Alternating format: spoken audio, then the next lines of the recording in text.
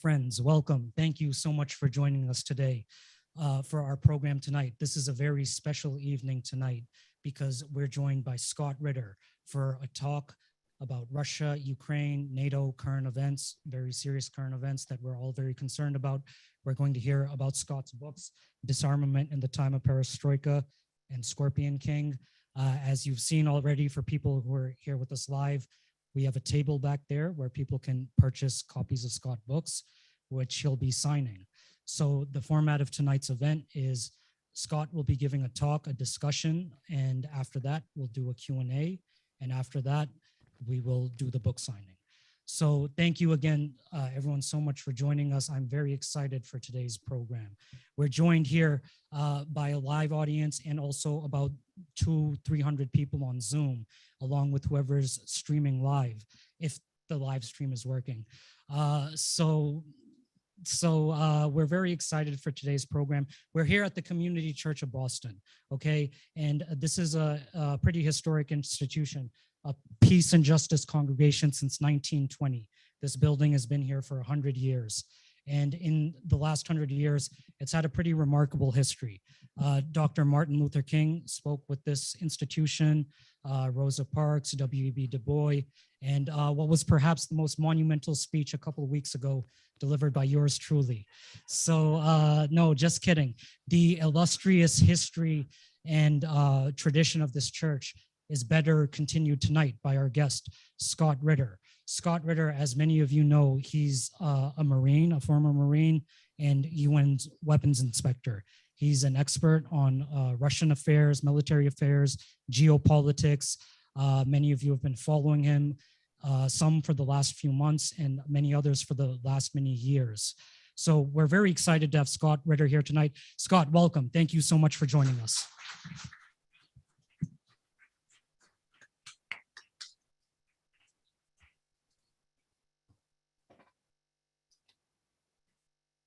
Thank you very much for coming out tonight. It's an honor and a privilege to be here. I didn't realize I was speaking in a venue with such a storied history. I was confident coming here. Now I'm a little nervous because those are big shoes to fill. But again, it's a privilege to be here. You know, what's on everybody's mind right now, of course, is the conflict in Ukraine. And you know, I've been labeled a number of things when it comes to this. I've been called a Russian propagandist. I've been called an information terrorist. I am a war criminal. Now, this is all according to the Ukrainian government. This may be a Ukrainian assassin here trying to kill me with the microphone, but I'm on a hit list. You know, I'm marked for assassination. I'm not too worried about that, but it is what it is. It's a real hit list. People do die. So I'm just going to calm you down right now. I'm not a Russian propagandist. I'm not an information terrorist. And to the best of my knowledge, I'm not a little bit closer either. You know, international humanitarian law being what it is, and statute of limitations, and the fact that I've been to war, who knows? But I think I did it right. But when it comes to this conflict, taking a side is a problem. You see, when you look at a conflict, very few people can just step back and say, I am 100% neutral on this one. Now, in theory, I should be. I'm an American. I don't care about other people's fights, to be honest with you. I'm more worried about keeping my country out of fights. And if we can keep my country out of fights, we have a tendency to avoid creating problems in the world that affect my country. That's my number one priority. That doesn't mean that I don't have a heart and a soul and that, you know, I don't bleed inside when I see other people suffering. I do. I'm just not somebody who believes that America is the world's policeman and that we should be going out telling other people what to do, how to do, and when to do it. That being said, on the Russian-Ukraine conflict, as an American, I can't be an impartial observer because my country has taken a side. And I'm not taking the side, let's talk about taking a side right now. We made this conflict possible. We're the ones. There, we got issue. You need me to speak louder or to the mic like this? Okay, I can do that. Just don't want to knock my teeth out, but It's okay. I'm 61. Who cares? You know, my point is, my government has taken a side. And it's not the side that we're, you know, the issue that we're funding Ukraine today and supporting Ukraine politically and diplomatically, et cetera. We started this war. We're the ones responsible for this conflict. And our responsibility goes back to the dissolution of the Soviet Union. Now, we'll be talking about that a little bit. I wrote a book that touches on this, Disarmament in the Time of Perestroika. But the fact of the matter is, when the Soviet Union, or when the Warsaw Pact collapsed in 1989, 1990, there was discussions going on about what's going to happen in the post-Cold War environment. What's the role of NATO? What's the role of the Warsaw Pact? How does Germany reunify? People tend to forget today that Germany was an occupied country. And there's a reason why Germany was an occupied country. And that used to be called Nazi Germany. And they fought a war against the United States, the Soviet Union, and others, and we won. And when we won, we said no more Nazis. We occupied their country and we denazified them, or we tried to, or didn't we try to? I don't know. Werner von Braun got us to the moon. So, hey, you know, we didn't try that hard. But the point is, we pretended to be anti-Nazi, and we said never again. But what we didn't do is finalize it. There was no peace treaty. No peace treaty. And you know who had been asking for a peace treaty for all this time, for the decades of occupation? The Soviets. They're saying, we need to finalize the German issue. We would like to see a unified Germany, but we don't want to see a militarized Germany. We don't want to see a militarized, industrialized Germany. We need to have guarantees that this will never happen again. 27 million reasons why they didn't want it to happen again. And that's the number of Soviet citizens who lost their lives in the conflict against Nazi Germany. But in 1990, the Soviets were saying, hey, what can we do to make this dissolution work? We don't want it to devolve. We don't want it to become a problem. We don't want violence. We have 400,000 troops in East Germany occupying it because they lost the war, and the war ain't over till there's a peace treaty. But to get a peace treaty, we have to be certain that you're not going to take advantage of this, you being the United States and NATO. That if Germany is unified, NATO won't expand. And Gorbachev was given assurance after assurance after assurance. Then Secretary of State James Baker spoke with Shevardnadze, spoke with Gorbachev. The German leader spoke with Shevardnadze, Gorbachev. The French leader, all the leaders spoke, and they all said the same thing: not 1 inch eastward. NATO will not expand 1 inch eastward. And so the Soviets left Germany. A peace treaty was negotiated and signed. Germany became unified, and instantly the United States lied.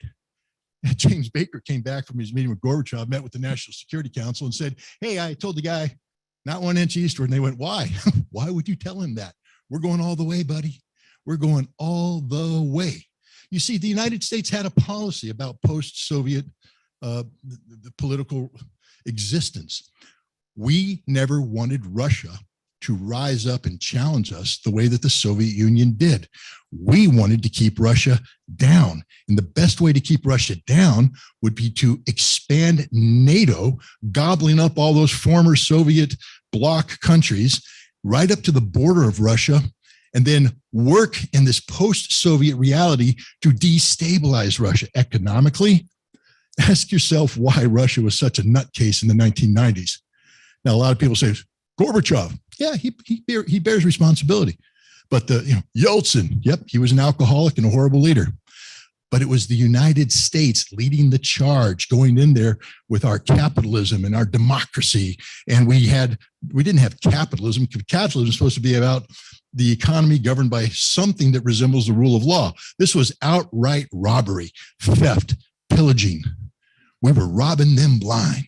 We empowered a handful of people to become billionaires, and then we allowed them to take their billions out to our banks, while we also stripped Russia of everything of value. Who suffered? The Russian people, and they suffered egregiously. Anybody who lived during that time will tell you it was the worst thing in their memory since the end of the Second World War. It was horrible, and we did it. We're to blame. And we did it on purpose. It wasn't by accident. Our goal was to get Russia to break up, to get Russia to fragment into various constituent parts so that none of these parts would be by themselves able to challenge us. See, we were a paranoid superpower. We didn't want anybody to ever have the ability to challenge us like the Soviet Union did again. Now, that means that this conflict started decades ago. Decades ago. It was a concept driven by the imperative to keep Russia down, keep Russia weak. In 1996, I mean, everybody's like, well, the Russians interfered with our election in 2016. Maybe, maybe not, probably not. But we interfered in their election in 1996. We bought the darn thing. We stole it. We bragged about it. How many Russian newspapers have on their front cover, "We stole the American election"? None. Time magazine has a cover story in 1996 saying, "We bought the Russian election. We, America, we did it. We went in there and we got Yeltsin and he wasn't going to win the election. Zhuganov, the communist, was coming back. We didn't want the communists back. So we bought the election and we're proud of it. We're bragging about it." So much for democracy. Then something happened. This unknown, this former KGB officer, this St. Petersburg bureaucrat emerged from nowhere to become first the head of the FSB, the follow on to the KGB, then prime minister. The next thing you know, he's president. And everybody's going, Vladimir who? Putin. Who? Don't know him. Don't know anything about him. He emerged from nowhere. He was literally the accidental president. You want to know why he became president? He was the most honest man around Yeltsin at the time. Yeltsin was surrounded by something called the family. And the family was this, it was his immediate family, his daughter, son-in-law, but then all the oligarchs and all the people who rose up with Yeltsin pocketing billions of dollars, the most corrupt people on the planet. And they were circling Yeltsin like sharks because Yeltsin was old, Yeltsin was feeble, he was unhealthy, he was drunk. And they were waiting for Yeltsin to go away, and then they were going to move in. And Yeltsin knew what they moved in, he and his family, his immediate family, it was over. They were going to be arrested, they were going to die, it was going to be ugly. How does he save his skin and save Russia at the same time? Because I think Yeltsin was also starting to wake up that he had made a lot of mistakes. There was only one person in his entourage that he could trust. That was Vladimir Putin. Because Vladimir Putin just wanted to serve his country. Not a bone, not a corrupt bone in his body. Everybody goes, Scott, you can't say that. I know I can't say it because I never met the guy. But you know, the Consul General of St. Petersburg from the United States of America can say it. He met him repeatedly. And he said he's the most honest man out there, never takes a bribe, doesn't make any demands, simply listens to you, asks questions, and does his job. NGOs that went there, the leaders of non-governmental organizations met with him repeatedly. He's the only one who didn't slide a piece of paper across the table with a number on it, because that's how you did business in Russia back then. You sat down, they went to sleep as you gave your pitch because they didn't care. All they wanted was cash in an envelope to the number that they slid across the table. The only guy that didn't do that was Vladimir Putin. You won't find anybody that'll say, I received a number from Putin and I gave him money. They'll say, I heard somebody said that. Somebody thinks that happened. You won't find one person that says that happened, because it didn't happen. I'm not saying Putin's perfect. He's not.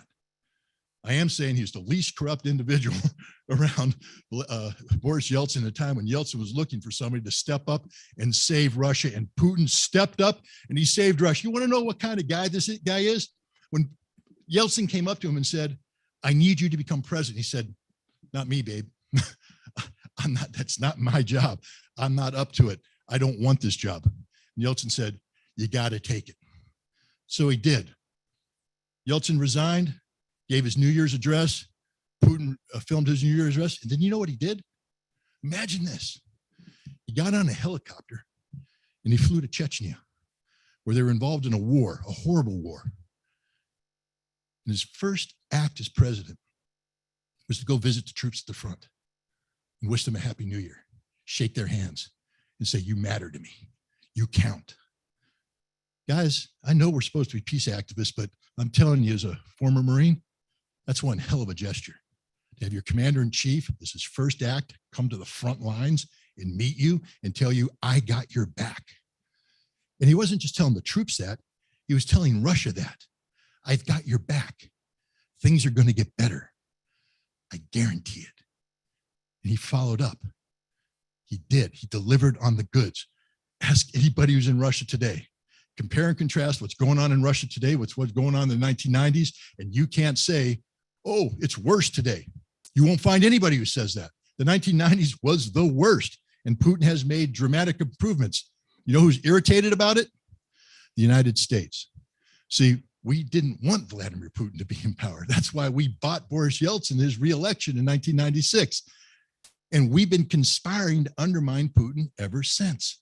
Again, I'm talking about the roots of the current conflict began way, way back from the very beginning. The moment Vladimir Putin became president, we said he has to go because he's not the leader we want for Russia.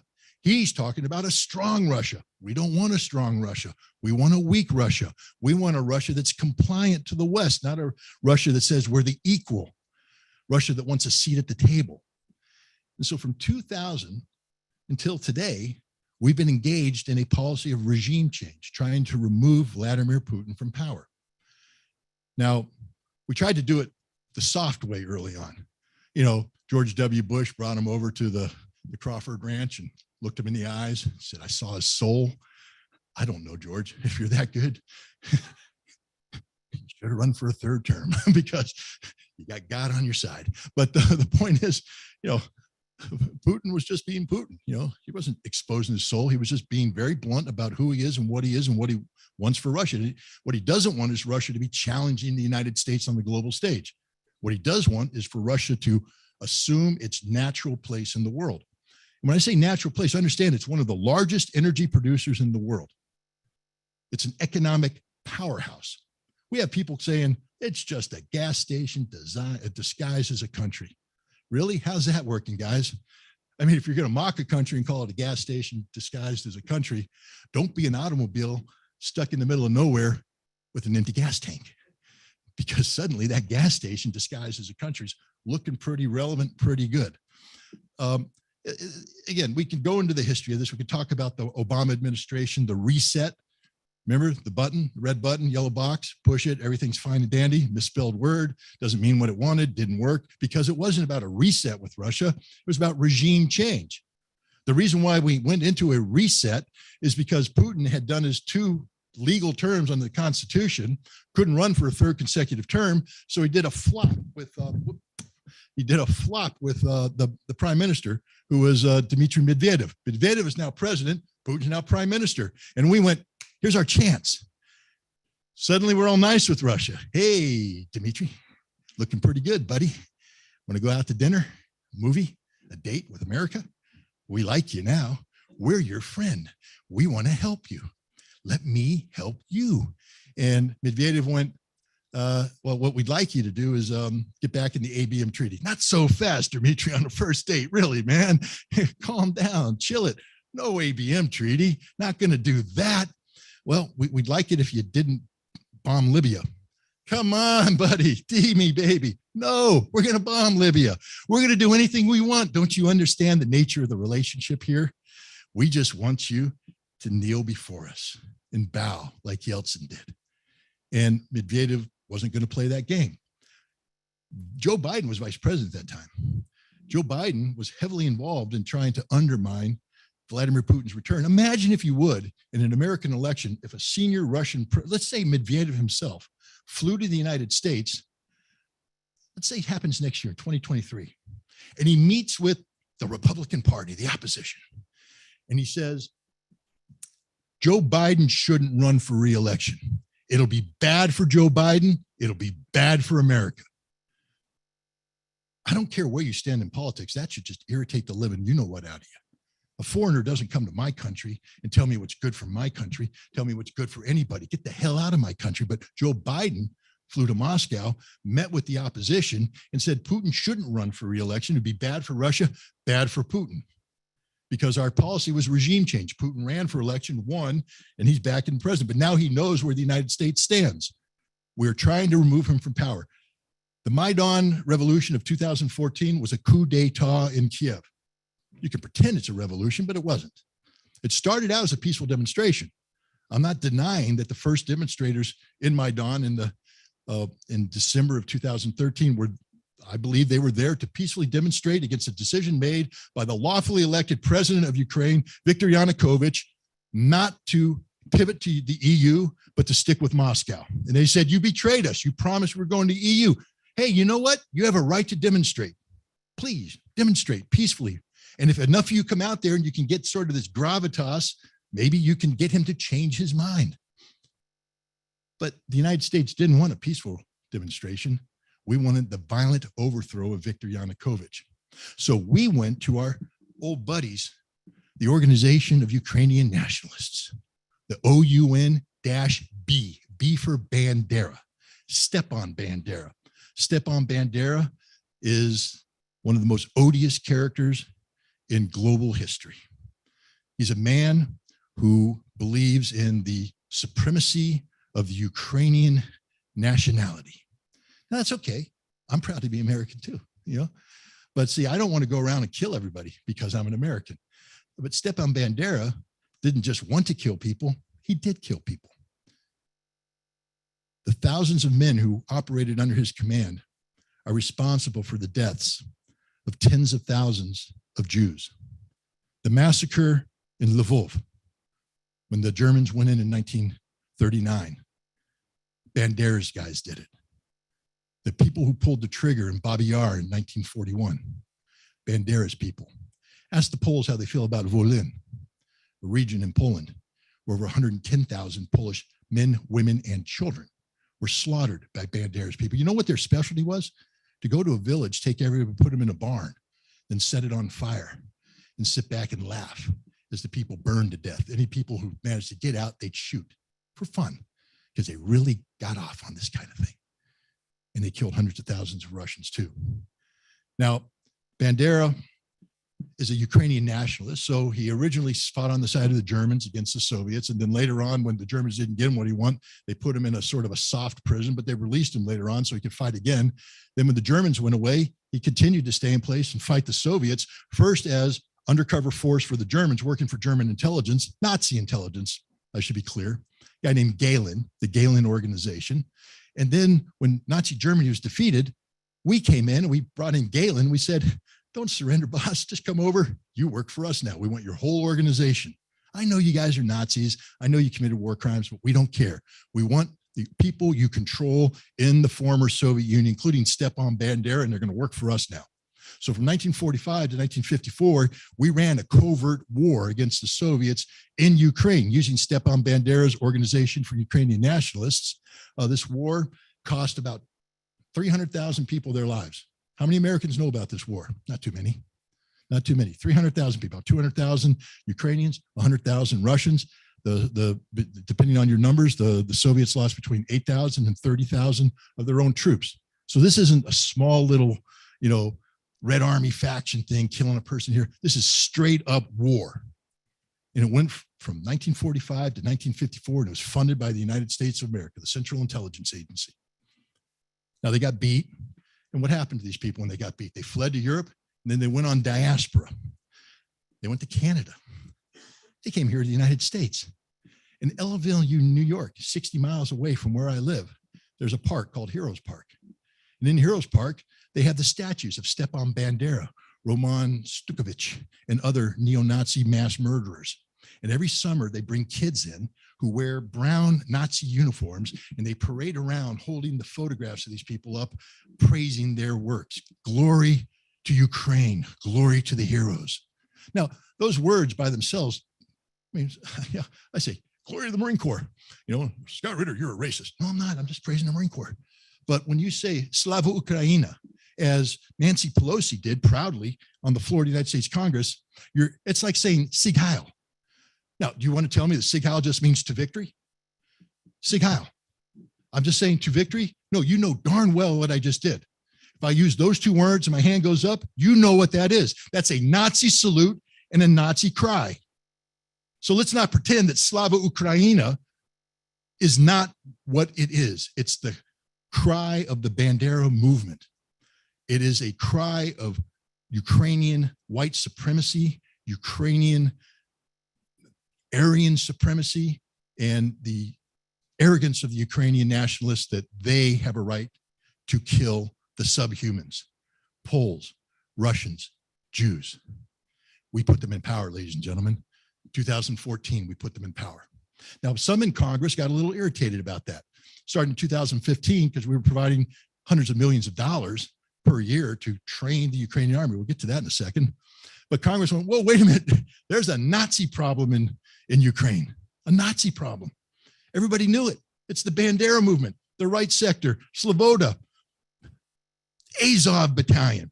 So Congress put an amendment on the defense appropriations bill that said, you can't take our money and use it to train the Nazis. They used that term, the Nazis. In 2019, the Democrats wrote a letter to then Secretary of State Pompeo.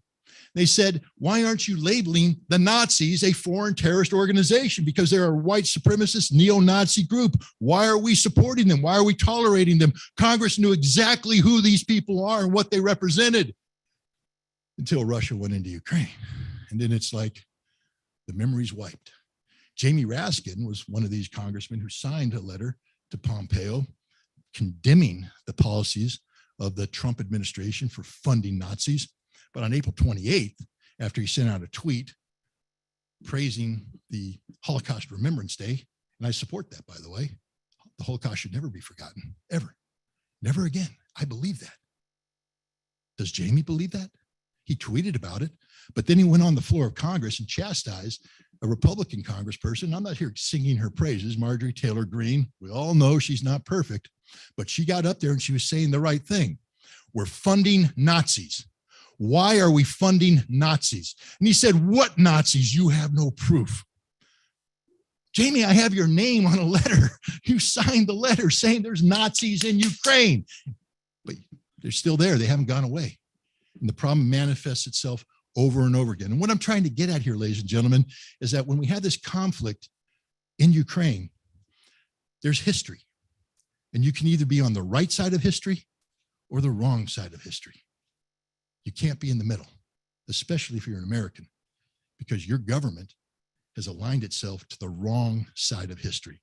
If you're supporting the Nazis, you're on the wrong side of history. If you've been trying to undermine the Russians, overthrow the Russian government, push them into a corner by trying to invite Ukraine into NATO, even though you promised never to expand NATO, you're on the wrong side of history.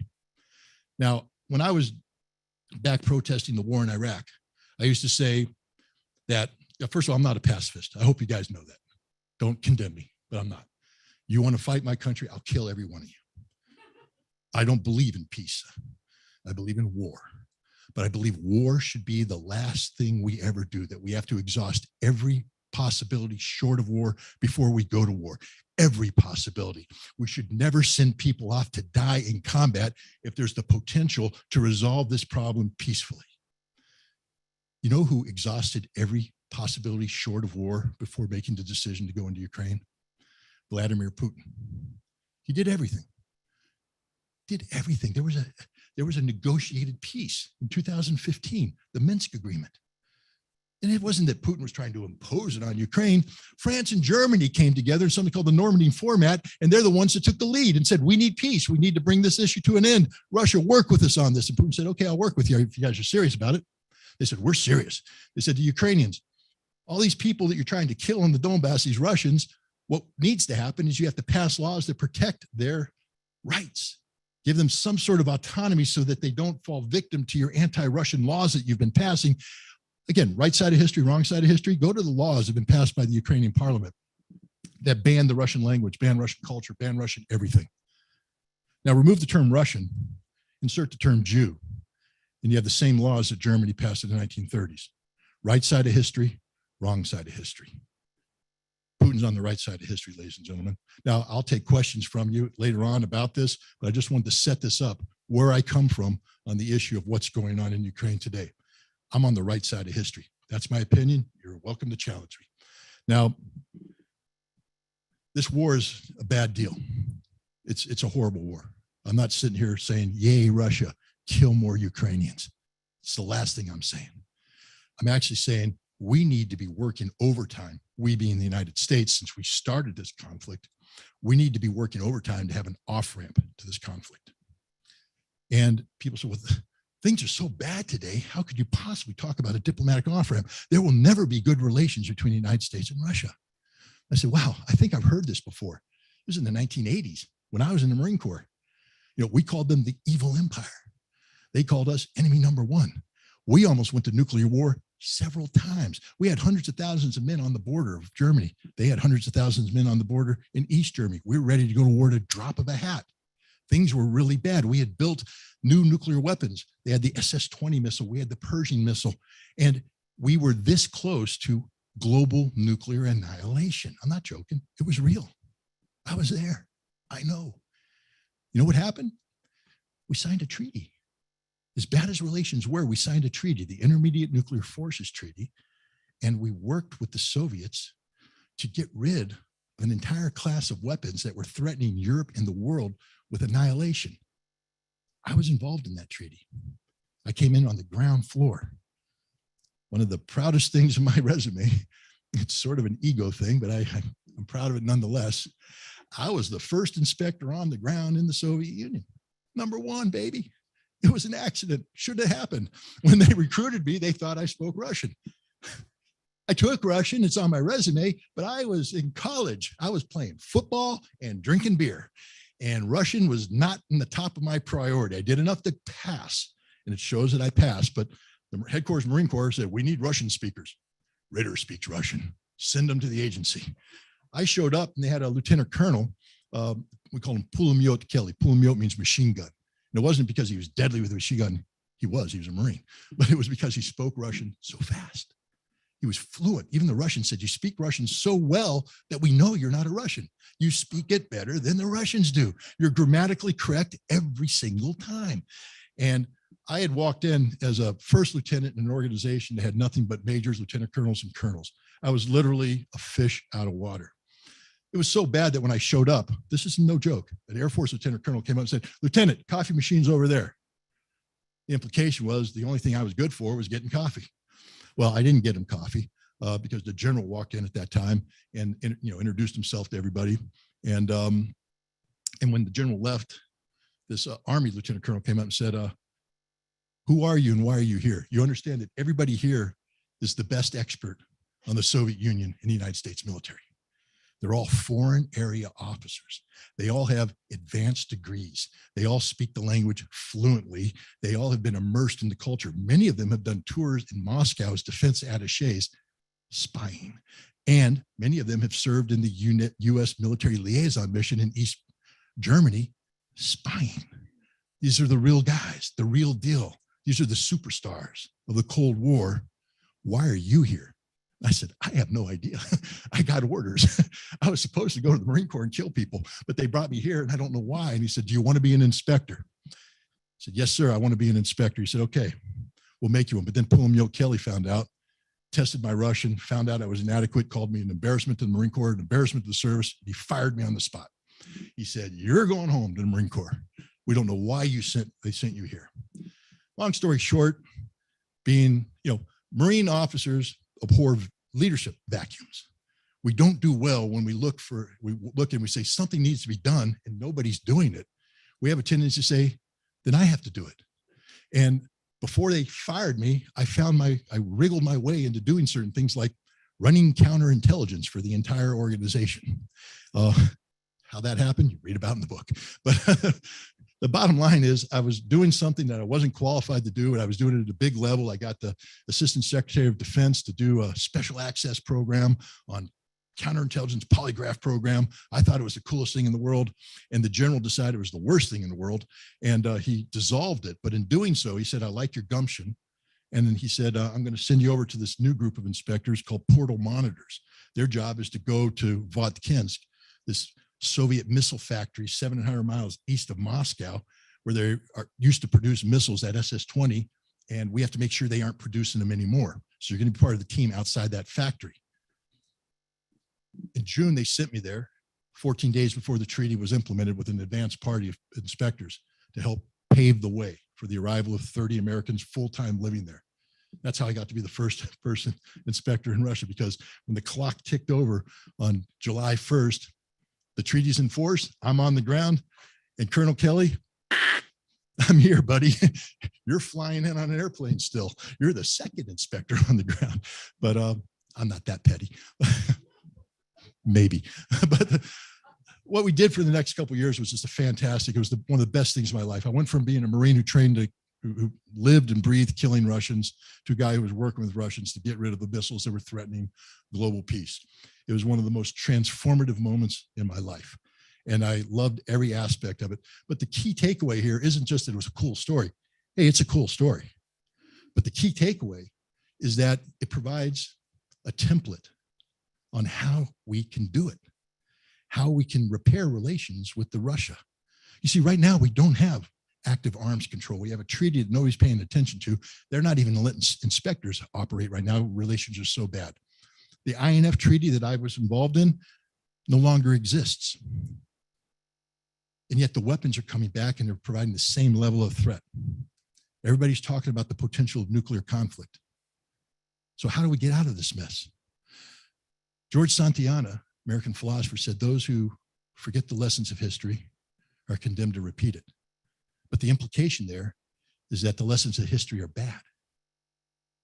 Sometimes the lesson of history is good.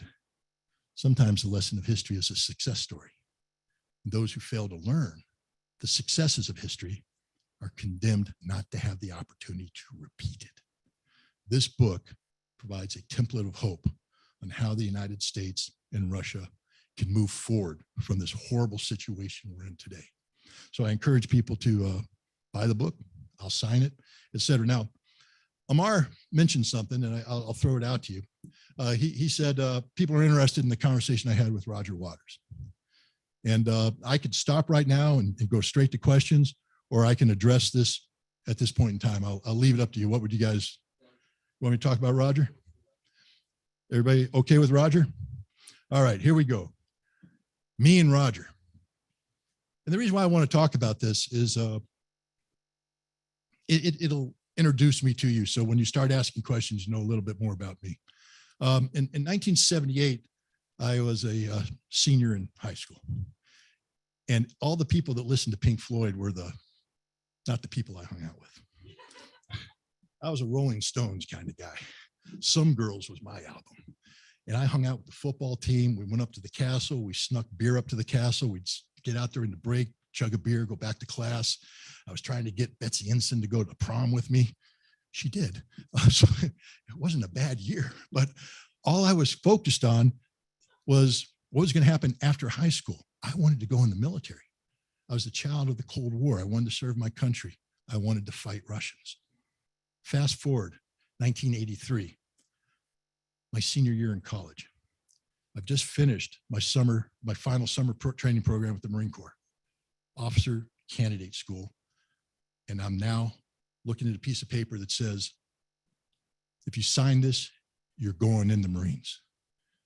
Now, this is something that everybody should think about, how a 17-year-old is so gung-ho because you don't know life. You don't know anything about life. You just want to go to war. But at 23, after you've experienced a little bit of life, there's a little bit of hesitation. I mean, I still played football. I love football. I still drank beer and I still liked girls, but I wasn't thinking about taking the girls to the prom. I was thinking about marrying them and starting a family of my own. And an album came out. It was called The Final Cut. It's a Pink Floyd album. And I put it on and I listened to it and it blew me away. Blew me away. Because it talks about war, the thing I'm getting ready to do. And I'm like, holy cow, this is serious stuff.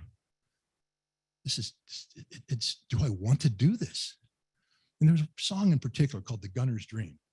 And, I'm not going to sing it, but it's basically about a tail gunner in a bomber that gets blown out of the airplane. And as he's falling to the ground, certain of his death, he thinks about why I'm fighting. Is it, why am I here? I'm about to die. Why am I doing this? And he thought about his mom going to his funeral and, what he could say to her to make it okay. And he said, a place to stay, something to eat, somewhere old heroes can walk safely in the street.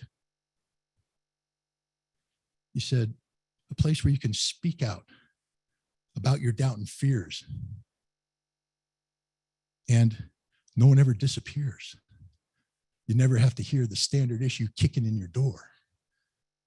He said, we can relax on both sides of the tracks.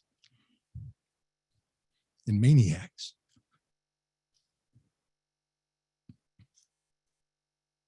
don't blow holes in bandsmen by remote control. He said,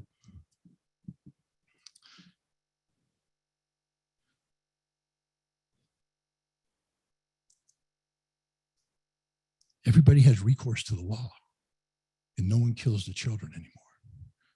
No one kills the children anymore. I said, damn it, I can do that. I can fight for that. I signed the paper. I joined the Marine Corps. Fast forward,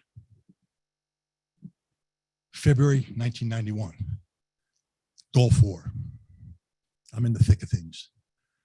I'm involved in the counter-Scud operations. Scud missile is the Iraqi, Soviet-made Iraqi missile. They're firing them at us in Saudi Arabia. They're firing them at Israel. When they fire them at Israel, and then let's take the politics out of this, people. Let's talk about humans. When they fired it at Israel, the first time they fired it, the missile hit the ground. It had some residual fuel in it.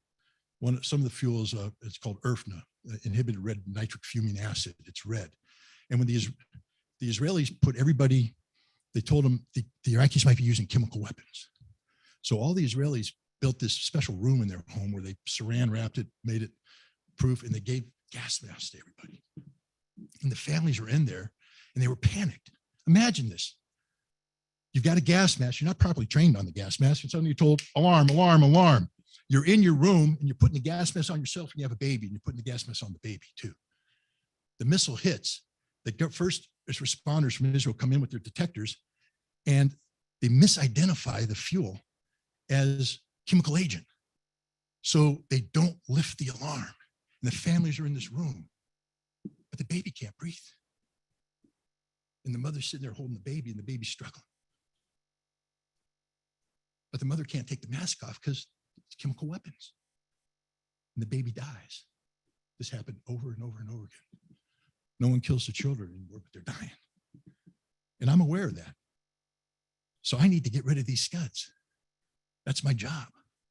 Now, before I came to the war, back when I was doing the inspections, I was asked to go do an inspection. They called them radiation detection inspections of SS-25 missiles, which are big missiles that we thought could be hiding the SS-20s. Long story short, we'd go there, we'd set up this detector, we'd measure the radiation from the warhead, and we'd determine whether it's one warhead, SS-25, 3 warheads, SS-20.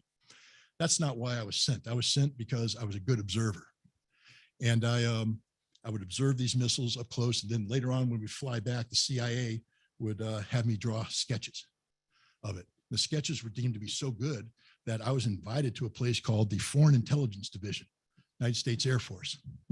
And they were building a radar that could be put on a B-52 bomber and fly over the Soviet Union and discriminate between decoys and the real thing. And they needed me to talk about materials, angles, all the things that are involved in radar absorption, radar reflection. And I did it. It was pretty cool. But then I left. Now I'm in Iraq and I'm taking a look. The Iraqis only had 19 launchers, but I'm looking at the reports and we've killed 60. Now, Marines aren't very good at math, but I'm telling you right now, if they only have 19, we've killed 60, something's wrong. There's decoys out there. They're using decoys. So I said, hey, they had this radar, and why don't I go in and inspect some of the sites that we bombed and reconstruct the radar signature of the decoy that's there so that we can bring in this bomber, fly it over, and we could discriminate between the real thing and the fake thing and take it out. And they went, that's a great idea, Scott.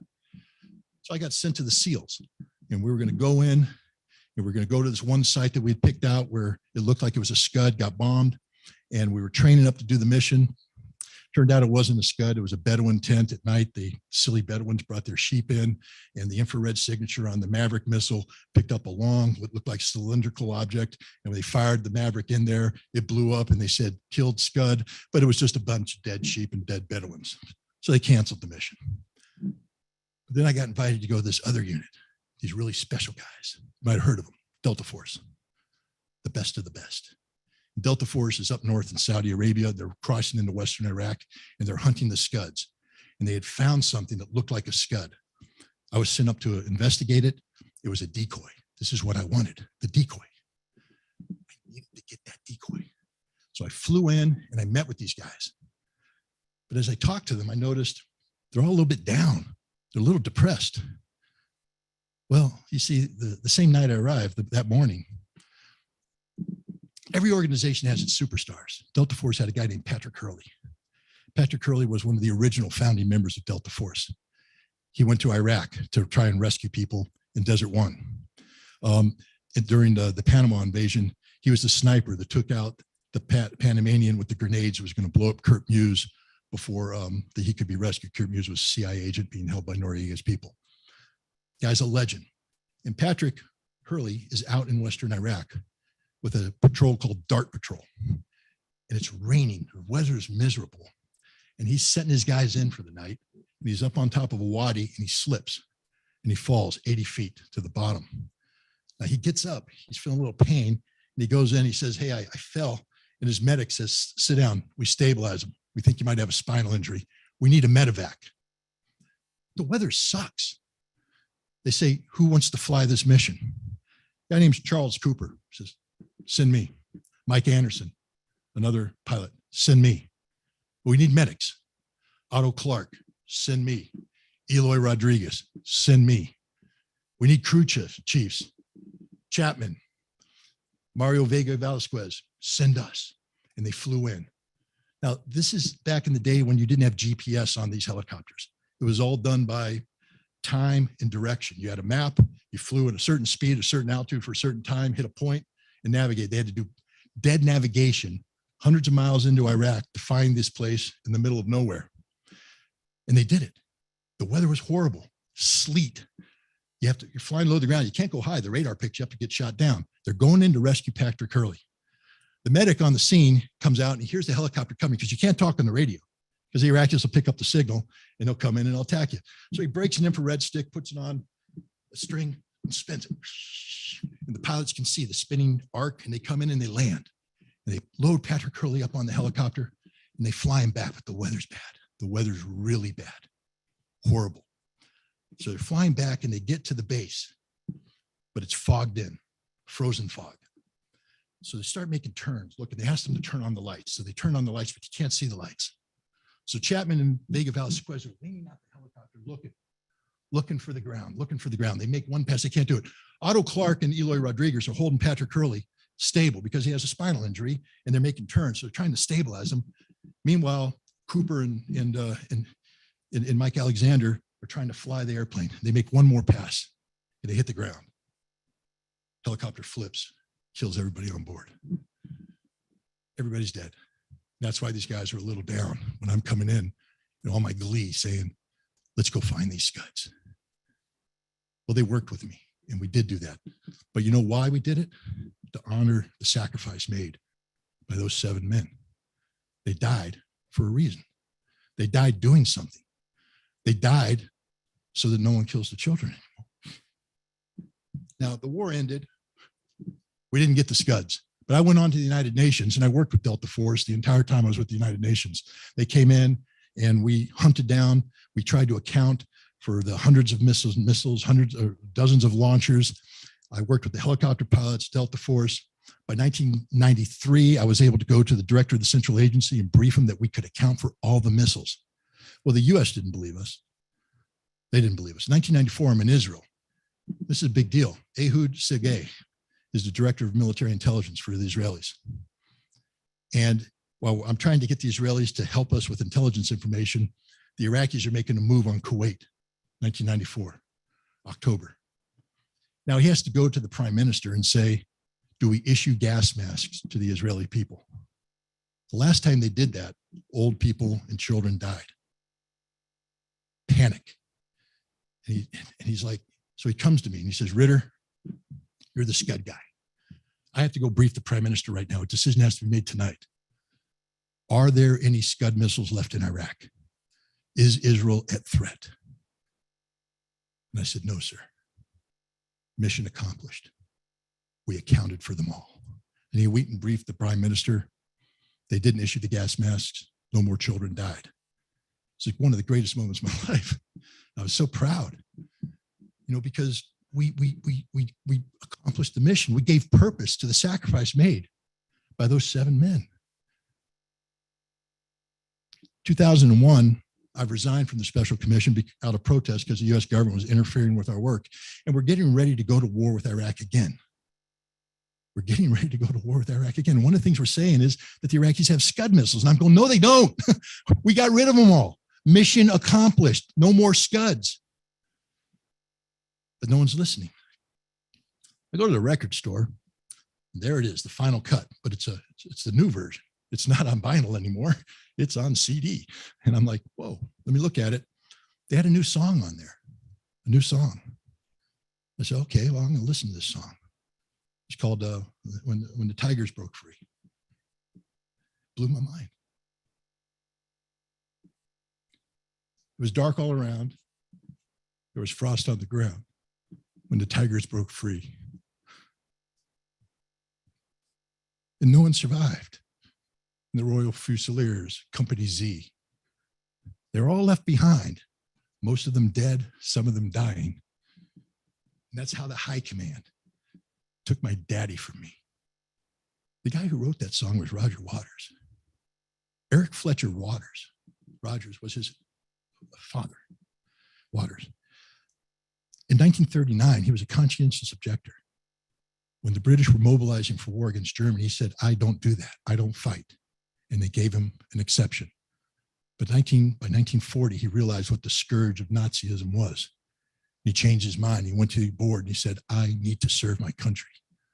And they took him and they commissioned him a second lieutenant in the Royal Fusiliers. On 18 February 1944, in the Battle of Anzio, Company Z was on the front line, holding off the German attack. When the tigers broke free, they were all killed. Roger Waters lost his father in war, never got to know his father. That made me think. I said, my God, Cooper had 2 kids. Mike Alexander, he had 3 kids. Otto Clark, 3 kids. Eloy Rodriguez, 3 kids. The high command took their daddy from them. They died in war. Why? Why did they die? It was supposedly to be the Gardener's dream, a place to sleep, something to eat, a place where old heroes can walk safely down the street, but that wasn't happening. In March of 2003, Delta Force went across the border again into Iraq, chasing phantom Scuds. The war wasn't over. It was all a lie. We didn't accomplish anything. Those men died for nothing. Those children lost their parents, their father for nothing. Cooper can't throw the football with Logan.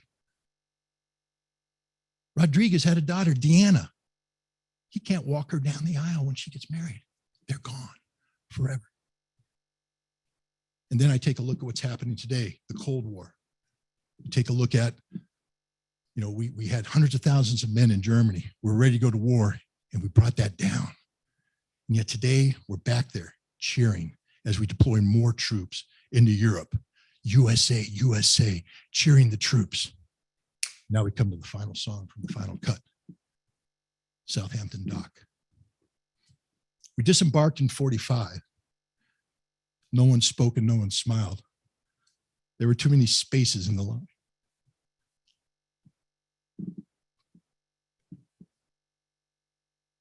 We gathered at the cenotaph and all agreed with hands on heart to sheathe the sacrificial knives.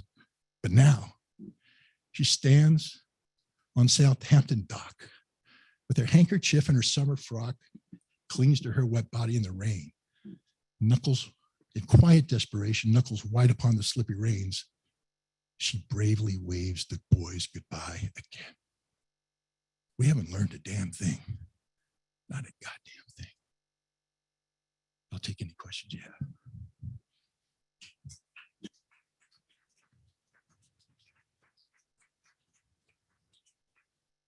Awesome. Thank you, Scott, so much. So we're going to take questions. Scott's talk reminded me of something that I should have said in the beginning. If we look around and we see all these paintings, they're done by a French painter named Diane Esmond. And when Germany invaded France, they confiscated Nazi Germany some of her paintings, including this one right here, the clown. Nazi Germany had confiscated that painting. So Diane Esmond's son, Victor Wallace, he's a member of this church, and they donated all of these paintings to the church for sale. All proceeds go to the church. So if anyone's interested, they could look around at the paintings. So yes, we're going to take questions. If anybody here in the audience has any questions, yes, just raise your hands and I'll walk over the cordless mic. So we'll go here first. So thanks, Scott. I remember you well from the run up to the invasion of Iraq when I think you came and spoke here in May of 2002, warning people that there were no weapons of mass destruction. And then after the invasion, it was always interesting to hear people say, nobody knew there weren't any weapons of mass destruction. So thank you for your efforts then. And your amazing, very moving talk tonight. First of all, came in a little bit late. Can there are two different titles here. Can you just say a word about the books that you have available tonight? Sure. And what they're about? And then a friend of mine I spoke with who used to work closely with Ralph Nader, he's a left person of Ukrainian background. We've had a number of discussions about the situation in the war. And he wanted me to ask, and I think it's actually a good question, what do you have to say, what's your understanding of the Budapest Memorandum and the whole question of Ukrainian sovereignty and how that plays into all the other, I think, sometimes pretty complicated questions about this current war? Sure. Thank you. Well, let's just start off with the two titles. Scorpion King is a history of America's addiction to nuclear weapons from FDR to Donald Trump. And Joe Biden just promulgated the national security strategy of the United States, inclusive of a nuclear posture. And anybody who says, well, this book's outdated, Biden's president, it's not outdated. Biden kept the same nuclear posture review that Donald Trump had in place, even though he campaigned on a promise that he was going to revoke it and pursue what's known as the sole purpose doctrine. The sole purpose of nuclear weapons is to deter other nations from using nuclear weapons against us.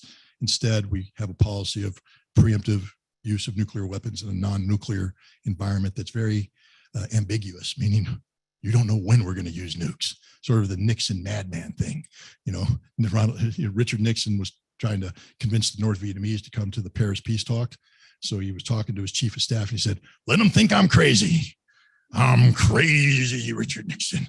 I'm going to nuke them. We're going to nuke them. Let them think I'm going to nuke them. Let them think I'm so damn crazy that they're going to have to go to the peace table. I mean, that's insane, but it's true. That's how he operated. And gosh, Donald Trump at the United Nations, fire and fury is going to rain down on North Korea, threatening to nuke them. It's all right there in this book. It's a history of America's addiction to nuclear weapons. And I think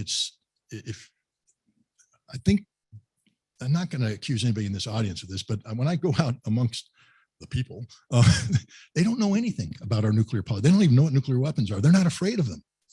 There's not a fear, an inherent fear anymore. They're just like, yeah, nukes, we got nukes. Nukes are good. Turn it into parking lot, turn Iran into a glass, nuke them until they glow. Why? I mean, don't you understand what you're saying? Don't you understand what this is about? And they don't. That's why I wrote the book. And then the second one is Disarmament at the Time of Perestroika. It's about my experience as a weapons inspector. And I say in the time of Perestroika, and this is sort of the an interesting part of the book. When I arrived in the Soviet Union in June of 1988 to begin the implementation process, Gorbachev was convening something called the 19th All-Party Union Conference. You guys say, well, there's 19 of them, can't be that special. Well, the last one had been convened in June 1941 by Joseph Stalin right before the Germans invaded. They're rare. is a big deal. It's a revolution. He was basically trying to replace the communist way of doing business with this new democracy under the guise of perestroika. He was talking about elections, free elections. People could run who weren't members of the Communist Party. They were going to create something called the Congress of People's Deputies. And then that was going to create something called the Supreme Soviet. And then he would be the president. And it would be this new way of governing, this new approach to everything. And that was perestroika. And we lived in the middle of it. I was an eyewitness to the first elections ever held in the Soviet Union. I was there at the polling place watching it. Not because I was a monitor, I was just a curious inspector. I got kicked out real quick by the town mayor because a couple of drunk people showed up, said, "We can't let you see drunk people vote. You're out of here." But it was a smooth election. Watching democracy, come to life before you was fascinating. And then watching the Soviet Union collapse around you because perestroika didn't work was very depressing. And the interplay between disarmament and the collapse of the Soviet Union, that's what the second part of it, arms control, and the end of the Soviet Union. There's a direct relationship between it. I don't want to give away too much or you won't buy the book, but it's there. Look, I'm being facetious. Like every author wants their books to sell, but if I could, I'd give this book away for free because I think the story is so important. The story of hope, the story of history, the story of accomplishment. I mean, what we did was amazing. Building from nothing this multi-million-dollar facility outside of a missile factory. And remember I talked in the beginning, I talked about those majors and lieutenant colonels and colonels. You know who the heroes of the story are? Three captains who shouldn't have been there, but they were there by accident. And it was on their shoulders that much of the heavy lifting fell to save the treaty. And the treaty was at risk. There was a crisis, a missile crisis. And myself, John Sartorius, and Stu O'Neill, the three of us together were able to save the treaty. If it weren't for us, I firmly believe the treaty may very well have collapsed, and that would have been the end of disarmament. So read the book. It's a pretty cool book. Now, you talked about the Budapest Memorandum. What you're talking about, I believe, is the 1994 Budapest Agreement. That basically, here's the myth. The myth is Ukraine had nuclear weapons, and they gave up their nuclear weapons in exchange for an agreement that people would protect them from outside powers like Russia, who had nuclear weapons, that Ukraine, there was a guarantee of Ukrainian sovereignty and territorial integrity. They're sort of right, but it wasn't that way at all. You see, Ukraine never had nuclear weapons, straight up never had them. The Soviet Union did. And when the Soviet Union collapsed, there were nuclear weapons on Ukrainian soil. And the Soviets said, if you even think about taking control, or the Russians said, don't even think about taking control of them, you don't get to have nuclear weapons. We own them. We have the passive codes that prevent them from being used. If you try to take possession of them, we'll kill you all. We're not going to let it happen. But they were on Ukrainian soil. And so Ukraine ostensibly, had possession of them. So the question is, how do you get rid of them? And so there was this whole negotiating process about how to get rid of these nuclear weapons. At the end of the day, everybody's saying Ukraine gave these up, and by doing so, they turned their sovereign protection over to the world. Guys, it was an embezzlement scheme from the start. Ukraine was leveraging these nuclear weapons, which they didn't possess, couldn't use. They were useless to them, but they were making a stink out of it, trying to get as much money as possible from the United States. This was an extortion racket from day one. And anybody who thinks other, read the history of it, read the negotiating record, see what the truth is. I'll debate this one till I'm blue in the face because I know I'm right. Ukraine is a corrupt nation then. It's an even more corrupt nation today. Nothing happens out of the goodness of anybody's heart in Ukraine, especially if you're a government official. You're on the take, you're taking money, it's all corruption. And someday somebody's going to answer the question of how $50+ billion of US taxpayer money was expended in Ukraine, where it went, to whom it went, what was accomplished with it. But that's what the Budapest.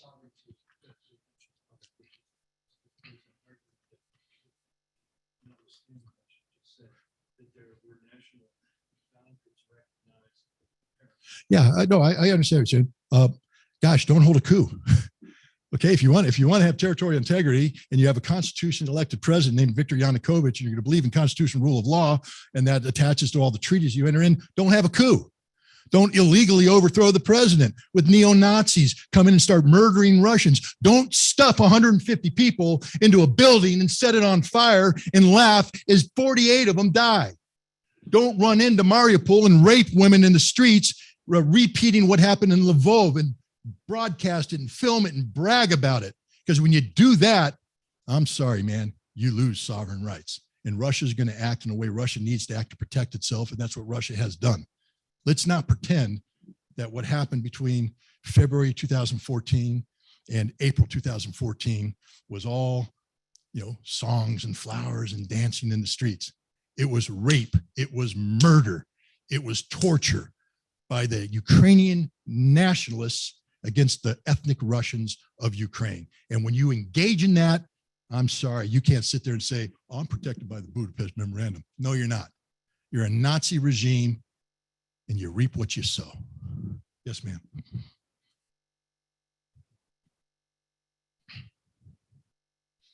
First of all, thank you so much. I'm a pacifist, but I have utmost respect for you. You are a soldier, and you have been able to. You're here talking with us, and it's pretty amazing. This is really a testament to human nature and communication. So, thank you so much. Can you explain a little bit why the current? I don't know if it's like the border of Ukraine in February 2022, sorry. Why did it include both Ukrainian-speaking and Russian-speaking people? So how did it come to be like these two completely different group of people living together? And clearly there was a lot of animosity. Well, when they voted completely along language lines. So it was clearly there was something going on there. So how did they come to be in the same country? Well, according to Vladimir Putin, it's all Lenin's fault. Blame Lenin, you see, because when the formation of the Soviet Union took place, this territory that was called Ukraine, a lot of people, including Stalin, said, we don't want that. We don't want artificial nationalities, because what was Ukraine? It's not homogeneous. In order to make Ukraine what it is, they had to append economically viable regions where the Russians were the majority. Historically, Russian areas were now appended to this thing they were calling Ukraine to create the notion of, a Soviet of nationalities. This was Lenin's big thing. Then you take a look at the part of Ukraine that is in the West. The history of that. Russia, during World War I, this Galicia was fought over between the Russians and the Austro-Hungarians, and and you had a group of people there where Stepan Bandera came from that believed it should be independent. It should be Ukraine, and it should be linked to, a central Ukraine that included Kiev, but it never talked about including this Russian area. They don't like Russians. They didn't want the Russians. But at the end of World War I, there was the history's complicated. There was the Soviet-Polish War. A lot of people forget about that war. They forget that the Budyani's cavalry army was charging across the steppes, drove all the way up to Warsaw, and then there's the miracle on the Vistula, where the Sikorsky and the Poles led a counterattack that actually drove all the way to Kiev. But the peace treaty pushed them back, but gave them the territorial lines of what we call Western Ukraine today. Lvov and other cities were part of Poland until 1939. And then Germany invaded Poland, and because of the Molotov-Ribbentrop treaty, the secret deal that was cut, the Soviets came in behind, and they split Poland in half. And a big chunk of Poland became part of the Soviet Union. When Germany invaded in 1941, they took that back and brought it back into this Polish governing area. But when the Soviets counterattacked at the end of the war, they brought it back and they reincorporated it into the territory.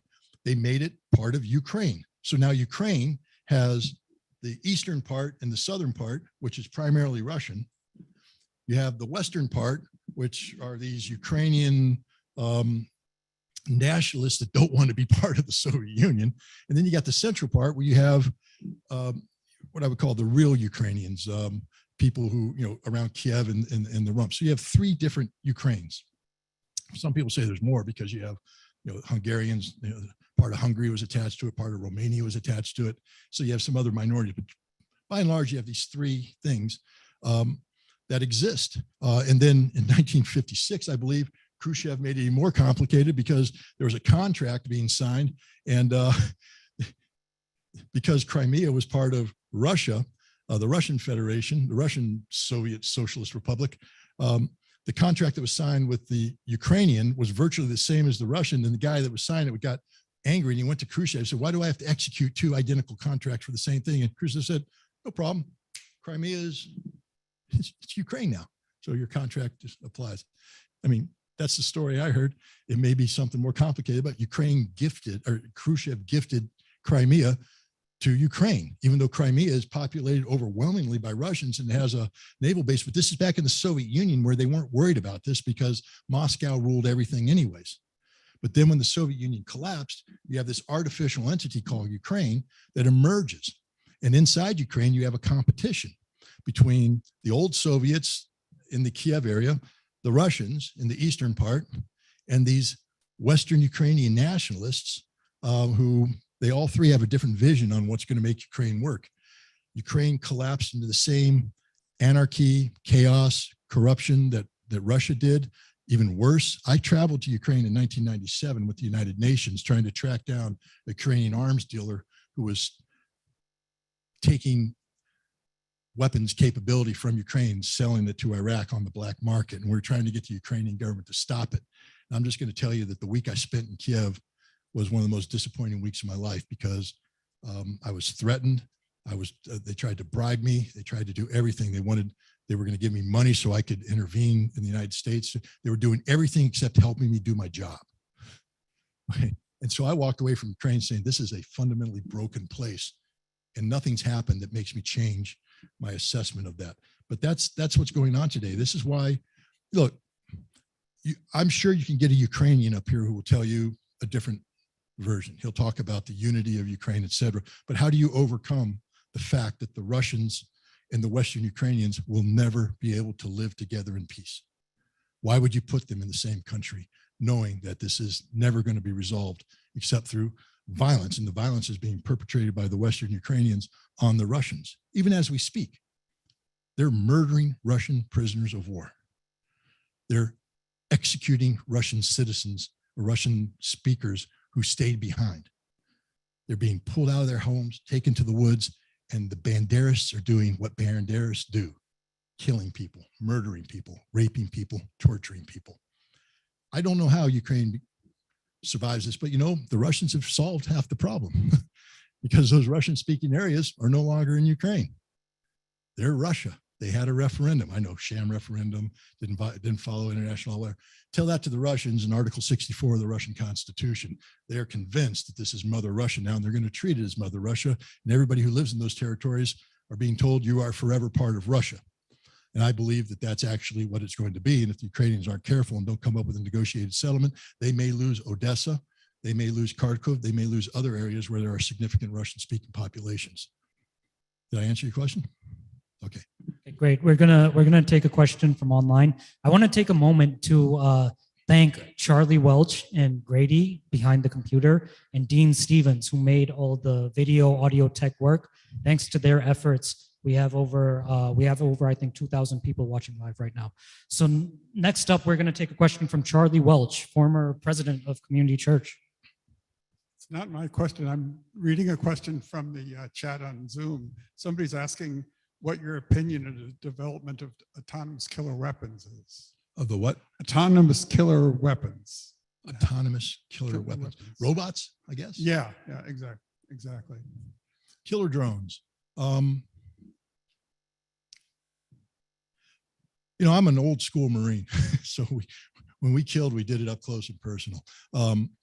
Or the old fashioned way with artillery or calling it an airstrike. But this concept of artificial intelligence is new to me.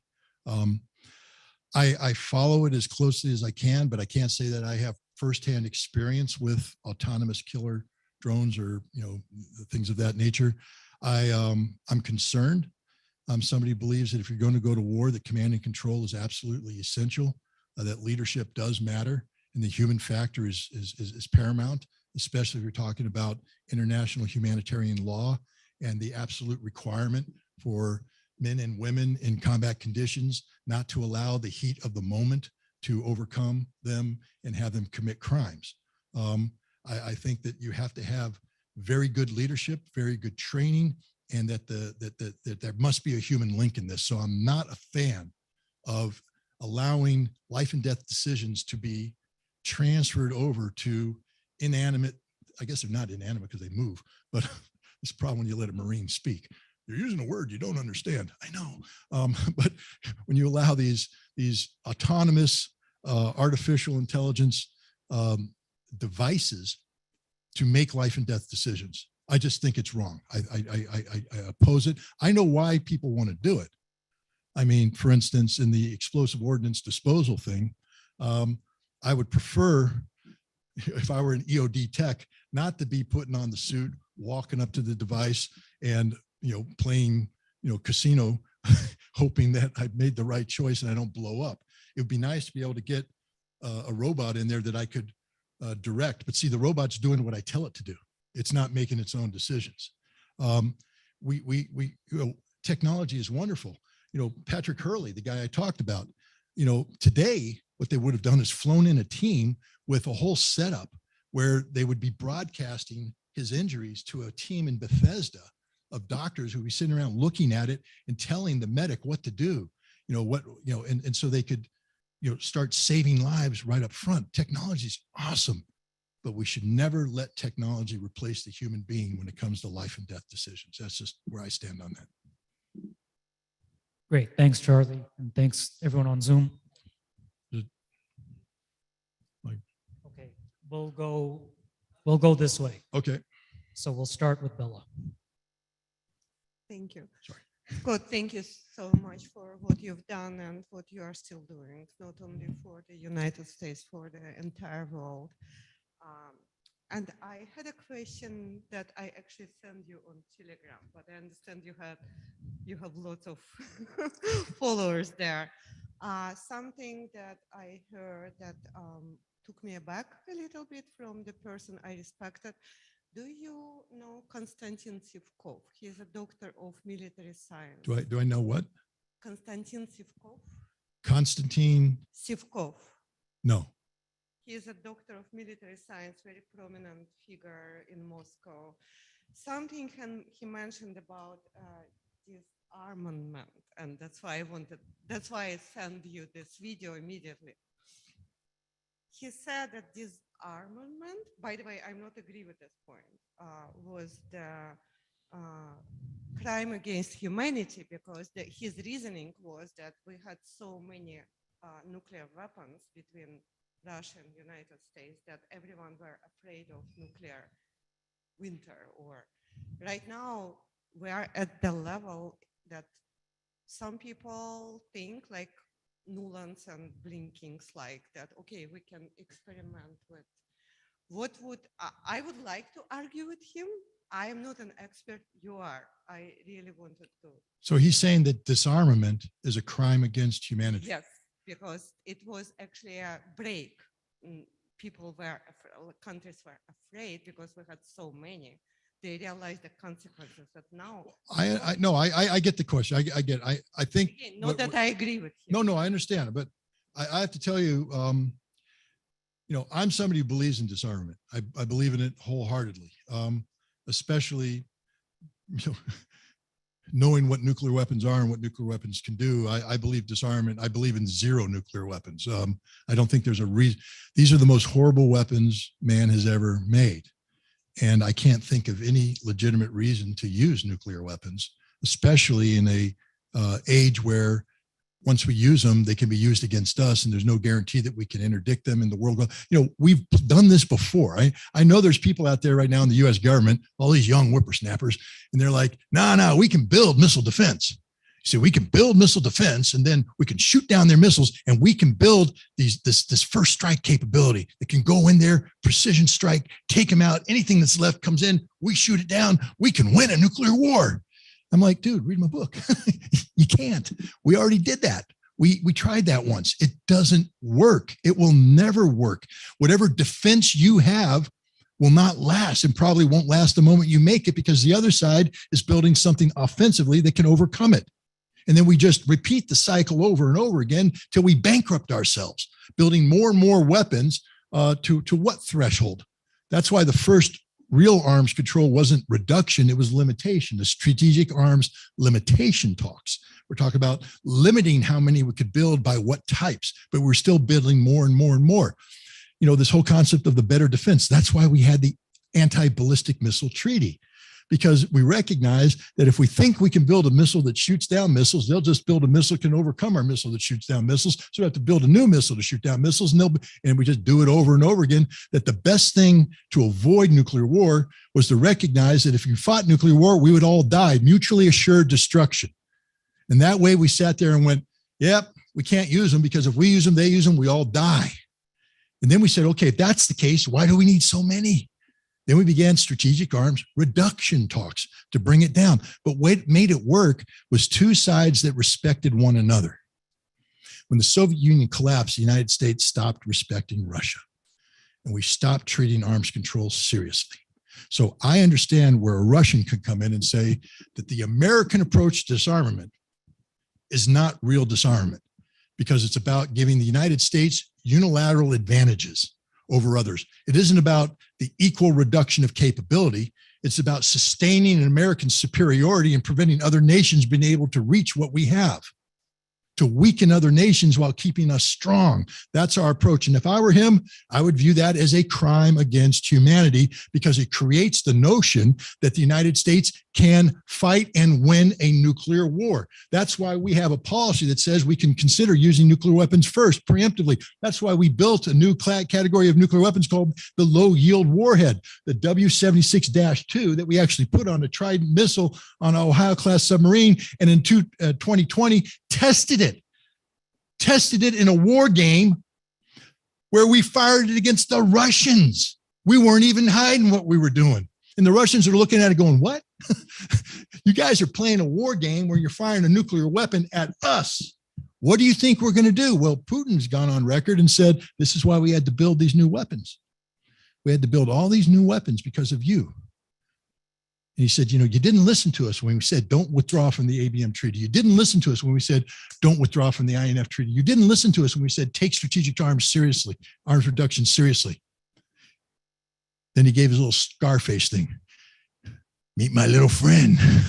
You know, are you listening now? He actually said that. Are you listening now? And some people are, but there's other people going, yeah, but we'll just build a better, and they start this whole stupid cycle again. So I know where the guy's coming from. And from his perspective, he's right. But here's the thing. He has to understand that if there is a nuclear war, we're all going to die anyways. Okay, so now is that really the outcome we want? Do we want to sustain a paradigm that has America thinking that we can fight and win a nuclear war, when the reality is the moment we start a nuclear war, we all die? Do we want to sustain that? And the answer is no. So I would tell him, you're a dead man anyways. You're a dead man walking just like I am. And the only way we solve this is through disarmament. And I agree, it can't be one-sided, America controls everything. It has to be mutual. It has to be with respect. It has to be what we did here, or else don't do it. But that's the direction we should be heading. I reject any notion that we should not be doing everything humanly possible to enter into meaningful disarmament talks with the Russians and the Chinese and anybody else who has nuclear weapons to get those weapons out of here. Nuclear weapons can never be allowed to be used ever. Bottom line. Great, thank you. I think we have time for maybe 3-4 more questions. Okay, so we'll go here next. Hold the mic. I've been having quite a problem because I'm from Lexington. I mean, I was from Lexington. I go to the senior center there and I talk to these people and I'm defending Russia. Because from the time, let's say back when I was 12 years old, when the war, Second World War was being fought, when the Chetniks, the Serbs and the Greeks were the only ones with the Russians that were against the Germans. Most of those other countries, half of NATO right now, were with the Germans. And this is what really, so I've been collecting items out of the papers from the last 30, 40 years. I have copies here, I'll show them to you, where, especially when you talked about how, what we did, Gorbachev, that man was a beautiful man, yet we double-crossed him. And when I bring these things up, they don't want to hear about it. They'll talk 10, 20, 30 minutes on something like this. When I'm talking, they'll cut me off. But this is it's absolutely disgusting. And when you talked about how we interfered with their election, Stephen Kinzer, a few years ago, had a very nice article about how the one who got Putin in there was Bill Clinton. Because what he pushed to get Yeltsin in there, then when Yeltsin got so drunk and sick that he picked Putin in his place. And like you're saying, Putin, I feel that same way about Putin. That guy was the only person that was a straight guy trying to do what's right. So I'm so happy I got a little more information now that I can use now when I go. It's a helpless clause, but I feel it's worth it. I agree, sir. I'm going to issue a green flare, and next time you're there and they give you a problem, fire it. Send in the Marines. We'll come in. I'm your reinforcements. Not violence. I'm not talking about violence. I'm talking about debate, discussion, dialogue, the things that make America a great country. And let me just put it this way. It's a shame what they're doing to you, because it's okay to disagree. I mean, you disagree with them and they have every right to disagree with you. But what makes America great, one of my favorite paintings, I know I'm telling you all this stupid stuff about me, is a Norman Rockwell painting. And it's a freedom of speech. It's the 4 freedoms, but it's the one where the guy is in the church and he's speaking.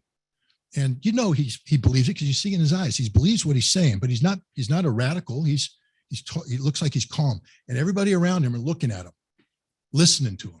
And you know someone want to get up and speak after him and say why they disagree. But they're giving him the space to talk. They're respecting his opinion. And that's what makes America great. Not that we all agree. It's that we should all agree to disagree civilly. That what makes this country work is our ability to have debate, discussion, and dialogue about complicated issues, put it out there for everybody to consider. They empower themselves with this knowledge and information, and they overcome prejudices. They overcome the fear that's derived from ignorance. Knowledge is power, and what you're doing is trying to empower your fellow citizens with knowledge so they make a better informed decision. And frankly speaking, they're bad Americans for not letting you finish the job. They think they're pro-American, but any American who's about cancel culture, silence opposition, don't allow people to speak, they're not good Americans. You let everybody have their voice, and then you have a chance to respond. And the strength of the argument should win out.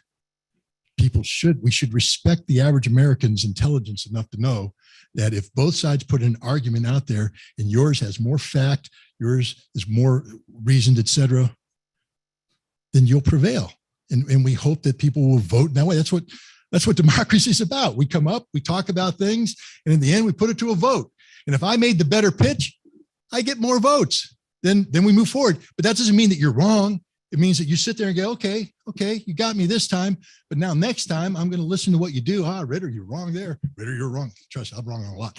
And then you'll be able to come up and say, Ritter was wrong about all this. This is my new platform, my new pitch. And people go, yeah, we're going to vote for you now. And they'll vote for you, but now you're on the firing line. That's what makes this country great, is that the elected officials are held accountable for what they do by the people who put them in there. But you can't hold people to account if you silence debate. And I shame on them for silencing you. Shame on them. Okay, great. We're going to go next to my friend and prominent member of Mass Peace Action, Eva Mosley. Eva has her own book out. Thank you. Thank you for that plug. You may remember me, we used to come here. You came, we were protesting the Iraq War Across the street. No, yeah. And you joined us. I and did. Then we all came here. Yeah. And got to like you, even though you were a Marine. I know. So my question is about Gorbachev. Gorbachev has always been my hero, but for some reason he failed.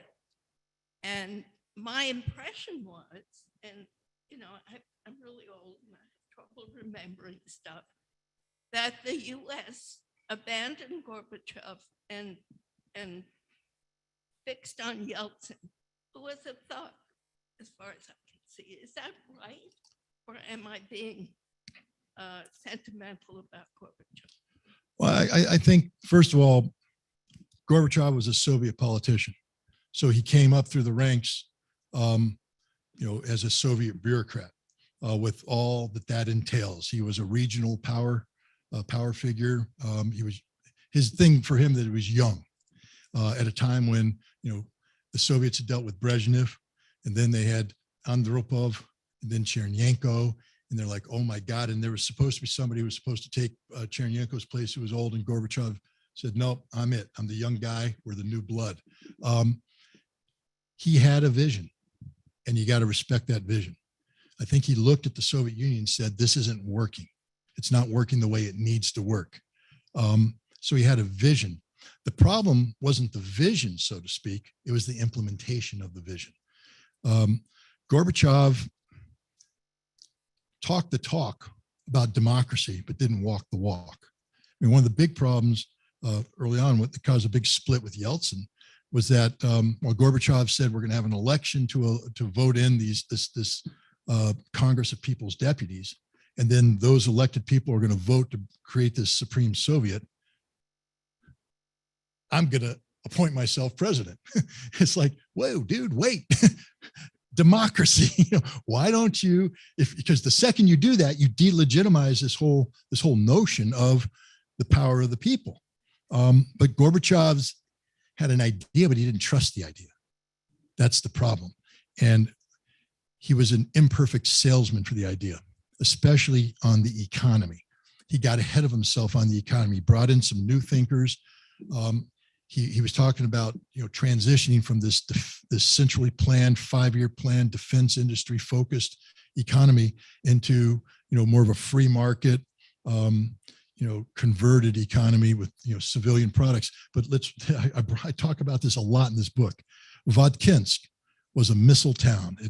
Vodkinsk was run by the Vodkinsk Production Association, the Vodkinsk factory, and they built missiles. And they received their money from those missiles, and they paid the salaries of the people from those missiles. They ran the schools, they paved the roads, they built the buildings. Everything happened because it came from the Vodkinsk machine building plant, who got its money by building missiles. Gorbachev was about defense conversion. The first thing that happened to Vodkinsk is they got rid of the INF missiles, the SS-20. They made a lot of money making SS-20s. They had a whole new SS-20 in production. They actually had, like, I think 64 disassembled missiles in the factory when the treaty came that never got to be built. Therefore, they never got paid for them. They built the SS-12, not anymore. The SS-23, not anymore. The only missile they were allowed to build was the SS-25 and this other missile called the Courier. It's a short ICBM. It was under development. So they went from this factory that produced 6 different kinds of missiles to a factory that's producing 2 kinds, one that's in serial production, the other one that's in research and development. They lost all that money. And yet now the town is sitting there going, the school has a leaky roof. We don't got any money to repair that roof. The road needs paved. We don't have any money to pave the road. We don't build missiles anymore. And Gorbachev saying, convert to civilian industry. The two big civilian products, they had three. One was a baby carriage. How many baby carriages do you have to build to equal one missile? The answer is you can't build enough. And yet they're saying, build more baby carriages. They build a washing machine, the FEA. Anybody ever use a FEA? Don't. Okay. It's not a good washing machine, but they built the FEA. But how many FEAs do you have to build to compensate for a missile? You can't. You can't do it. There's no compensation taking place. So they made the adjustments. They did produce these machine tools, the CNCs, computerized numerical controllers, that do precise machining. The problem is the machine tools that they built, the best ones, were built specifically for missiles. So they're top secret. So they can't release that technology to be sold. They can only sell to the public the stuff that ain't that good, and it can't compete with the West. So even when they tried to put a machine tool on the market, it couldn't compete with the West, so no income coming in. It came down to these two missiles, the SS-25 and the Courier. And one of the things that brought down the Soviet Union, and I explain it for the first time in this book, is this small ICBM. They needed to put that into serial production to get the income in. One of the guys that was running for election in the Vodkinsk region was the Minister of Defense Industry. And he was promising them, if you vote for me, I'm going to keep the small ICBM. But Gorbachev's saying, nope, we need to get rid of it because of strategic arms reduction. We need to continue to reduce these things. And we have to give in to the United States. See, by this time, the United States, Reagan had left, George W. Bush was in, and Bush was hesitating, jumping on the Gorbachev bandwagon. Gorbachev's advisors are saying, we need investment, direct investment. We're getting rid of all these things that you want us to get rid of, but we need somebody to come in and invest so we can have jobs, have money, and we can pay people, and the economy's working. And Bush, just hold off on that. We're going to think about it for a little bit. And Gorbachev is moving straight ahead with these reforms, but the economy is collapsing around him, and the United States not stepping up to help him. And Gorbachev kept pushing for disarmament. As we come to this point. And finally he said, we're going to get rid of the small ICBM. And the Vodkinsk people said, the hell you are. That's what lets me eat. You get rid of this missile. You know, we don't have enough money to live at this point in time. And Gorbachev signed it. Well, the first thing that happened is that the military, they kept the missile going in secret. And then when Gorbachev found out about it, he got furious, started threatening to fire people. And but they kept the missile going anyways. And finally, they got to the point where they confronted Gorbachev and they wrote this memorandum that said, we need you to sign this memorandum so we can start testing this missile, so we can start producing this missile. And that memorandum went on the desk. Gorbachev refused to sign it, send it back. That took place 2 days before Gorbachev flew to Crimea for his vacation in August of 1991. When Gorbachev flew away, Khrushchev, the KGB head, had his little sauna meeting where he brought all the people in. Most of the names that were gathered in that room were the people who sent that letter to Gorbachev. Gorbachev's refusal to sign that letter was the straw that broke the camel's back. Disarmament was everything. And Gorbachev tried to appease the United States by getting rid of these weapons without getting anything in return. He was left hanging. They didn't sign the START treaty until July 31st, 1991. 17 days later was the coup. Too little, too late. Was Gorbachev the perfect leader? No. But, you know, he was never really given a chance. The United States failed. George W. Bush failed. We had an ambassador, Jack Matlock, at the time. Matlock was writing memorandum after memorandum back to Washington, D.C., saying, got to help this guy, got to give him something. He needs something. He needs help. Nothing. George W. Bush did nothing. Okay, we're closely approaching 8, so we're going to take 2 more questions, one from Cole and one from the gentleman I promised earlier. So next, let's go to Cole. Cole Harrison, the Executive Director of Massachusetts Peace Action. Thanks, Scott. I think you're great talk. I think you're absolutely right that the U.S. Expanded NATO all the way up to Russia and has been squeezing Russia all this time. Absolutely right. I think your analysis of the Ukraine war is wrong, though. Ukraine does not lose its sovereignty just because it has some Nazis within it. It does not lose its sovereignty because it has different ethnic groups within it that are at odds.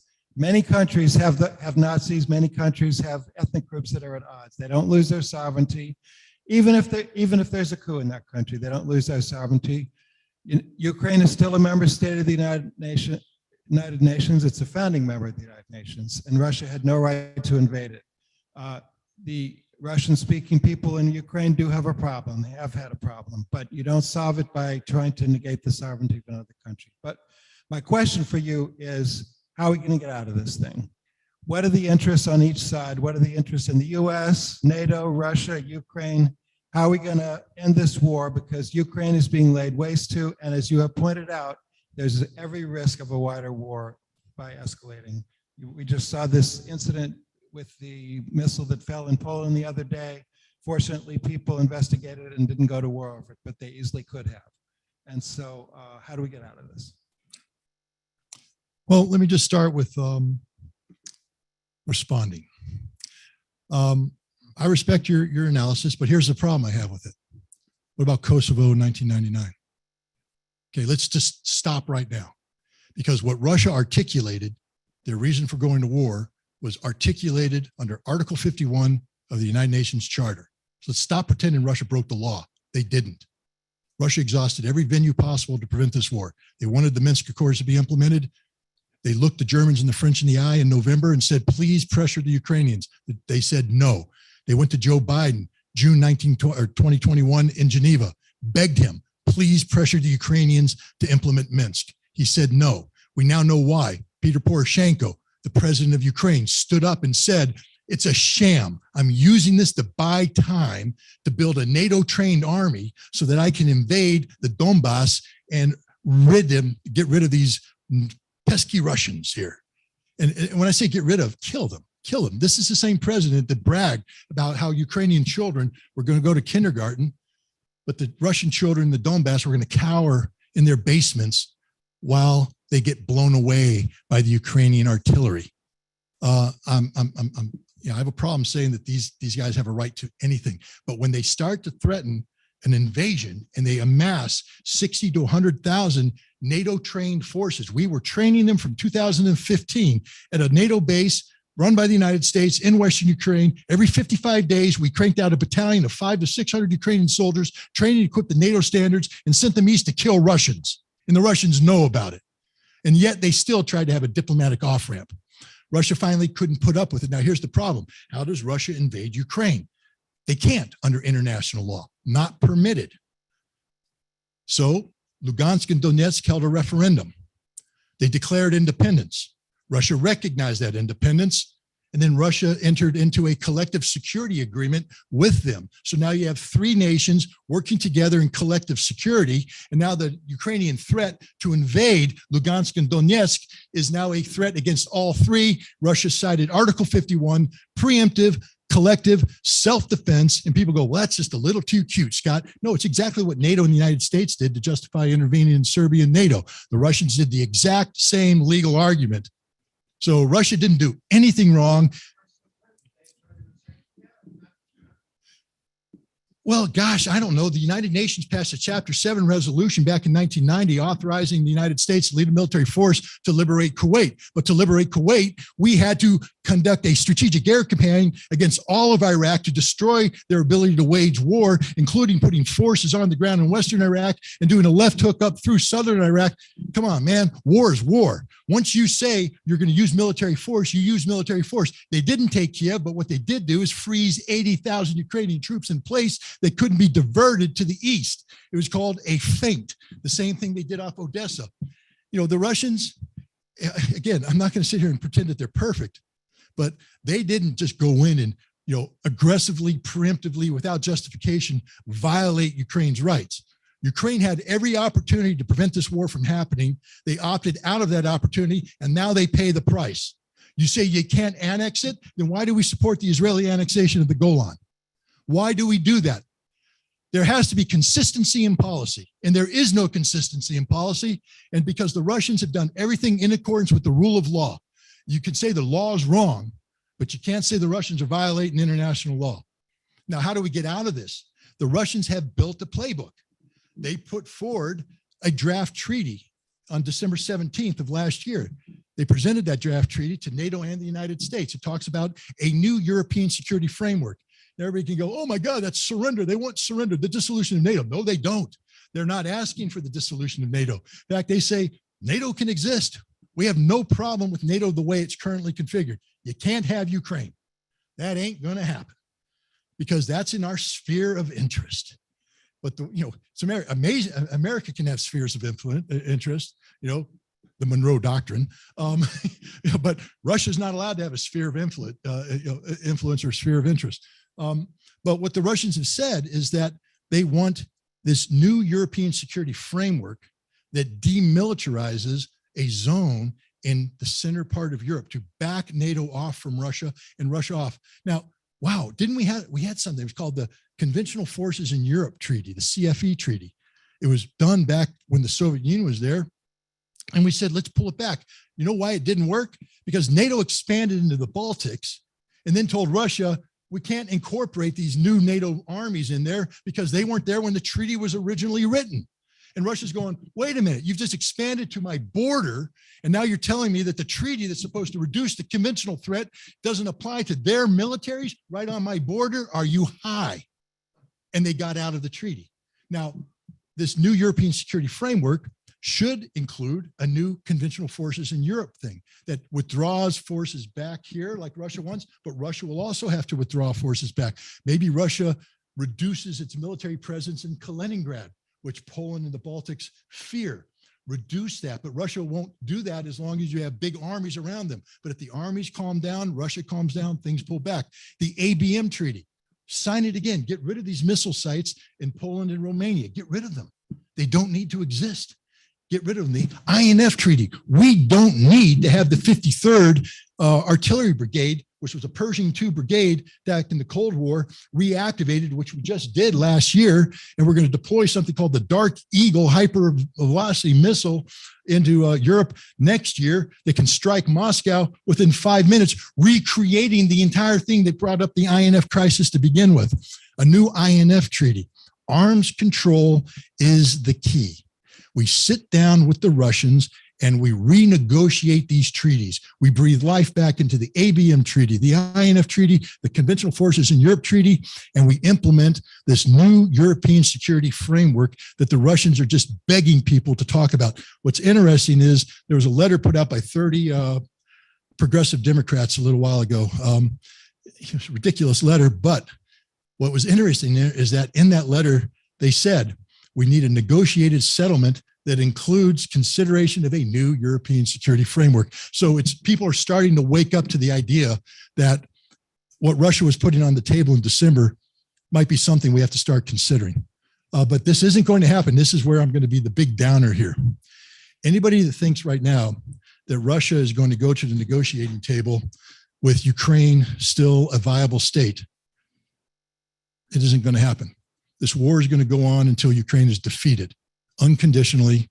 And only at that point will Russia sit down with the Europeans. So the Americans and the Europeans are going to have to figure out how to deal with that reality. You see them waking up right now. A lot of people are talking about a negotiated settlement. Remember, we weren't a little while ago. Jan Stoltenberg was saying this will be solved on the battlefield. How's that working for you, Jan? Russia's got 220,000 troops coming next month, 10 to 15 divisions worth of troops.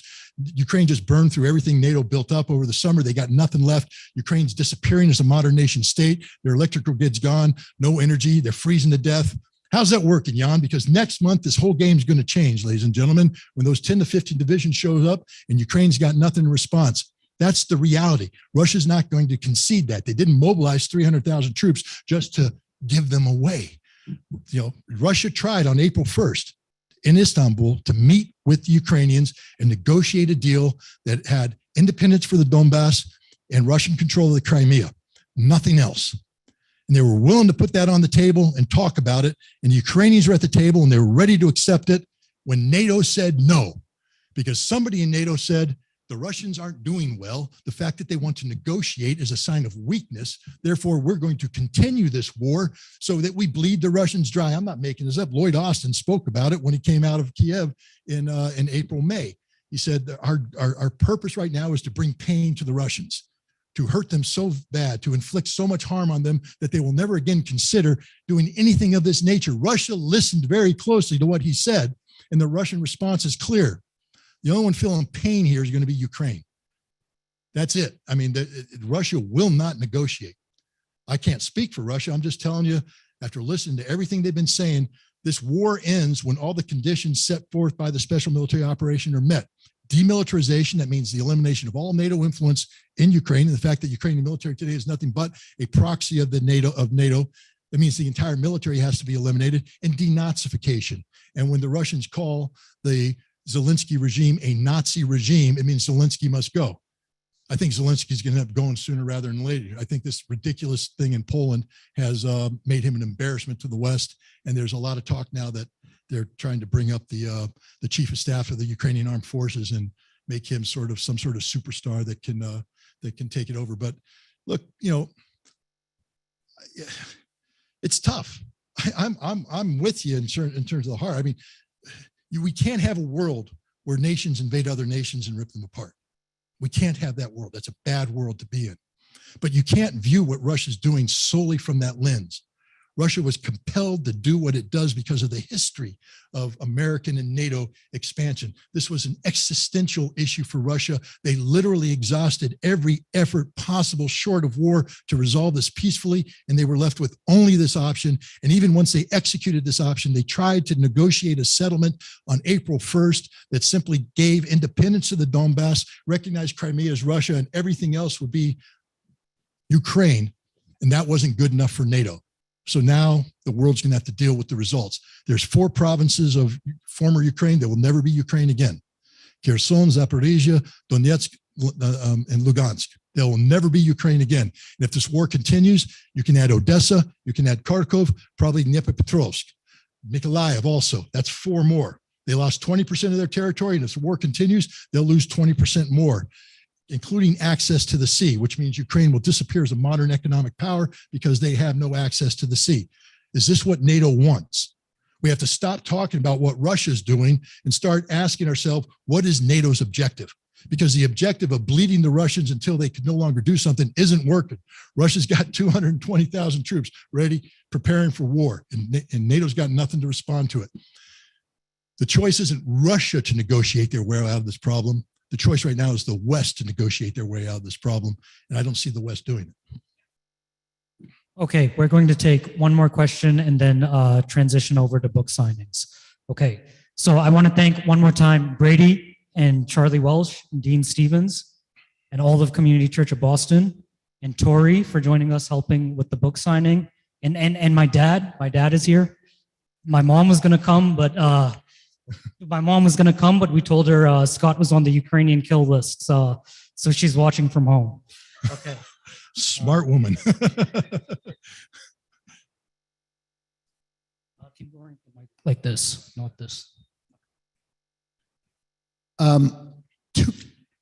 Two questions, or just one, but the Treaty of Westphalia is very important with national sovereignty. But my question addresses the factor of like a dirty bomb in Ukraine and then the bioweapons labs that were destroyed by, and are they all gone? Yeah, I'll start with the bioweapons labs because that's more complicated. When the Soviet Union collapsed and broke up into the constituent republics that are today, they had viable chemical weapons programs, biological weapons programs, nuclear weapons programs that needed to be properly dealt with. And they needed help. Their economy was garbage. So the United States stepped in with something called the Nunn-Lugar Act, the Cooperative Threat Reduction Act. And we put hundreds of millions, eventually billions of dollars into helping Russia get rid of these weapons and helping the former Soviet republics like Ukraine, Kazakhstan, Georgia also manage these issues. And that's all fine and dandy. That's good. But here's the problem. Once you manage the W&D issue, what do you do with the scientists?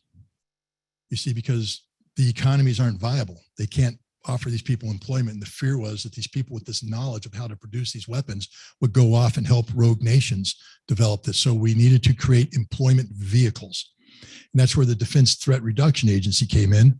And they would not only take over former biological weapons facilities, but they would build new biological research facilities. And this was seen as an employment vehicle to keep these scientists gainfully employed. But how do you keep them gainfully employed? What do they do? You can't have them doing high school experiments. They need to be doing something that, you know, keeps their minds working, makes them feel like they're still viable. In the United States, the light went off when I was doing weapons inspection in Iraq. We accused the Iraqis of violating their obligations to get rid of all biological weapons programs, because at every major police center or intelligence center in the country, they had a biological lab. It was a forensic lab that could do detailed forensic biological work, the kind that we have all over. You know, there's, I forget where Massachusetts now, but in New York, near Albany, there's a big facility where New York State does all their biological research related to crimes. And the Iraqis had it, but we came in and said, nope, all of that together gives you the potential to produce biological weapons. So it's prohibited and you must get rid of it. And we blame them for violating everything. And yet, you remember when I showed up at the park, what I was wearing, my firefighter jacket? I was proud of being a firefighter. I'm a little old to be a firefighter right now, but I was a firefighter. I was a volunteer firefighter, and I was on the hazmat teams. And my specialty was weapons of mass destruction. Surprise, surprise. They sent me to all the federal training courses, and including the chemical course. When I went to the chemical course in Alabama, we were trained with live agent, sarin and VX nerve agent. We would go into a room that was contaminated so that we could test, you know, detection. We could test decontamination. We could make sure that we knew how to put on our gear properly, so that in the real thing, we had the confidence to be able to perform, because we had actually performed under a live agent threat. They do the same thing in Utah with biological weapons. Remember 2001, October, letters in the mail with anthrax. That anthrax came from the Utah facility. It was produced by the United States government. It was dry powdered anthrax in a tube. They lost control of it. Somebody took the tube, put the material in the envelopes, mailed it out. But we produced it. Now ask yourself why. We are signatories to the Biological Toxin and Weapons Convention, which means we're not supposed to have any biological weapons. But we say, well, that's not really a weapon. Well, it was used as a weapon, but no, it's not really a weapon. You see, because we use it for defensive purposes. And that's the thing. We have an expansive definition of defensive biological research that any logical person would look at and say, that's just a offensive biological weapons capability. And much of what we were doing in Ukraine was defensive biological research. But the reality is, now that the Russians have taken the documents and looked at it, it looks an awful lot like offensive biological weapons activity in violation of the treaty. The United States has a lot to answer for on this one, a lot. And I hope Congress starts asking the right questions, not because I want any harm to come to anybody, but because this can never happen again, ever happen again. Now, dirty bomb. I'm probably one of the few people in the world that's actually investigated a real live dirty bomb. The Iraqis produced them in 1987. They took these high explosive devices, they drilled them, and they inserted a irradiated zirconium core. They had a lot of zirconium for other weapons work. They put it in the Tuatha nuclear plant, irradiate, so it became zirconium-95, I believe, which is a highly radioactive substance, put it in the bomb, and then they actually blew two of them up, dropped them from airplanes, blew them up to measure the radiation. The idea in 1987 was to have enough of these bombs to seed a piece of territory where the Iranians were advancing, to create this lethal belt of radioactivity. So if the Iranians tried to go through it, they would die. So they exploded, they went in, they tested it. And what they found is that you had to be within 10 meters of the center of the explosion to get enough radiation to kill you. Well, gosh, I may be a Marine, but I'm smart enough to know that if you're 10 meters away from a 1,000-pound bomb going off, it ain't the radiation that killed you. All right, so it's just a stupid weapon, and the Iraqis went, there's no reason for us to do it, and they didn't. They dropped it. The Israelis tested because, you know, after 9/11, we went into Iraq or into Afghanistan, and we found designs that showed that Al-Qaeda was considering coming up with some sort of dirty bomb. The idea was to get commercially available radioactive material, put it with high explosive, blow it up in a urban area and contaminate it, act of terrorism. It has no military value, purely an act of terrorism. And we had a guy, Jose Padilla, that actually flew over there, talked to the Al Qaeda about this, came to the United States, got arrested, and people made a big stink about that. In Russia, in Moscow, the Chechens took some cesium, highly radioactive material, put it around high explosive and put it in a park, Ismailivska Park, and it was discovered by the Russians and disarmed before it was used, but that would have been a dirty bomb. They did another one, I think in '98, along a railroad track. Again, radioactive material, high explosive. The Russians got it. It didn't go off. The Israelis tested it from 2010 to 2014, I believe. They detonated 22 dirty bombs of various configurations, and they came up with the same result, that a dirty bomb doesn't work. It doesn't do what everybody thinks it's going to do. It's very little radioactivity, more psychological in nature than a real threat. The problem is that people still believe that it could be a threat. And now we come to the Ukraine issue. I think you want me to address that incident. The Russians made a lot of phone calls recently to high-level phone calls from Shoigu, the Minister of Defense, to his counterparts, where he was telling them, we think Ukraine's getting ready to do a dirty bomb, and we need you to do something about this to prevent it. I think Shoigu did the right thing. Now, I'm an old intelligence officer, not as old as some of the people in this room, but I'm getting there. I've got a lot of experience in deconstructing statements made about information and determining what the possible or probable sources of that information were. And when the Russians released all the information they had about what they thought was going to happen, where the Ukrainians were going to take a Tochka-U missile and fire it over Chernobyl, intercept it, have it blow up, and then present material that would show that it was an Iskander missile, and that the Iskander missile had a nuclear warhead on it, and that there was radiation that matched the radioactive fallout, not from a full-on nuclear explosion, but what you would get with a fizzle, where you have a nuclear bomb to go off. You need the uniform compression of the core so that it creates the fission and it blows up, critical mass. But if you have a premature detonation, let's just say one of the explosives go off, you get a fizzle. It doesn't give you the big nuclear explosion. It just does a partial sizzle, and then it just blows it up. But is specific radioactive material that's produced from that's unique to that event. And so the Ukrainians were calling around and asking, can we recreate this? We need the following isotopes. How can we recreate that and then get that so we can disseminate it and detect it and make it look like the Russians did something? The specificity of that information suggests two things. One, that there was somebody relatively close to the Ukrainian president, because some of these decisions that the Russians were talking about were presidential level decisions. Now, if the Russians are talking about it, that means it's not somebody right next to the president. Because if you got somebody right next to the president, you never talk about that source ever, because you'll lose it. And you don't talk about one that's one removed or even two removed. This is somebody who knows a cousin of a friend who drives a truck, who knows somebody who knows this, who knows that, who knows this, and they have indirect information about what happened in a presidential meeting. So it's rumor. It's rumor. So you have a rumor of presidential involvement, and then you have very specific information about technical issues that probably come from phone calls being made to specific institutes, asking pointed questions about this, that, and the other thing. And the Russians collected all this information, and some analysts like myself looked at it and went, holy cow, I got to brief somebody. They don't have proof that Ukraine was going to do this. They have chatter. And so he went to his boss and said, it looks like the Ukrainians might be considering using a dirty bomb. And Shoigu went to Putin and said, what do we do? And Putin said, make the phone calls. And they did. And as a result, I don't believe the Ukrainians were going to do this. What I think happened is that the Ukrainians recognized they were in a very dire situation and they need NATO to intervene. And so there were different scenarios being thrown out there, one of which we know.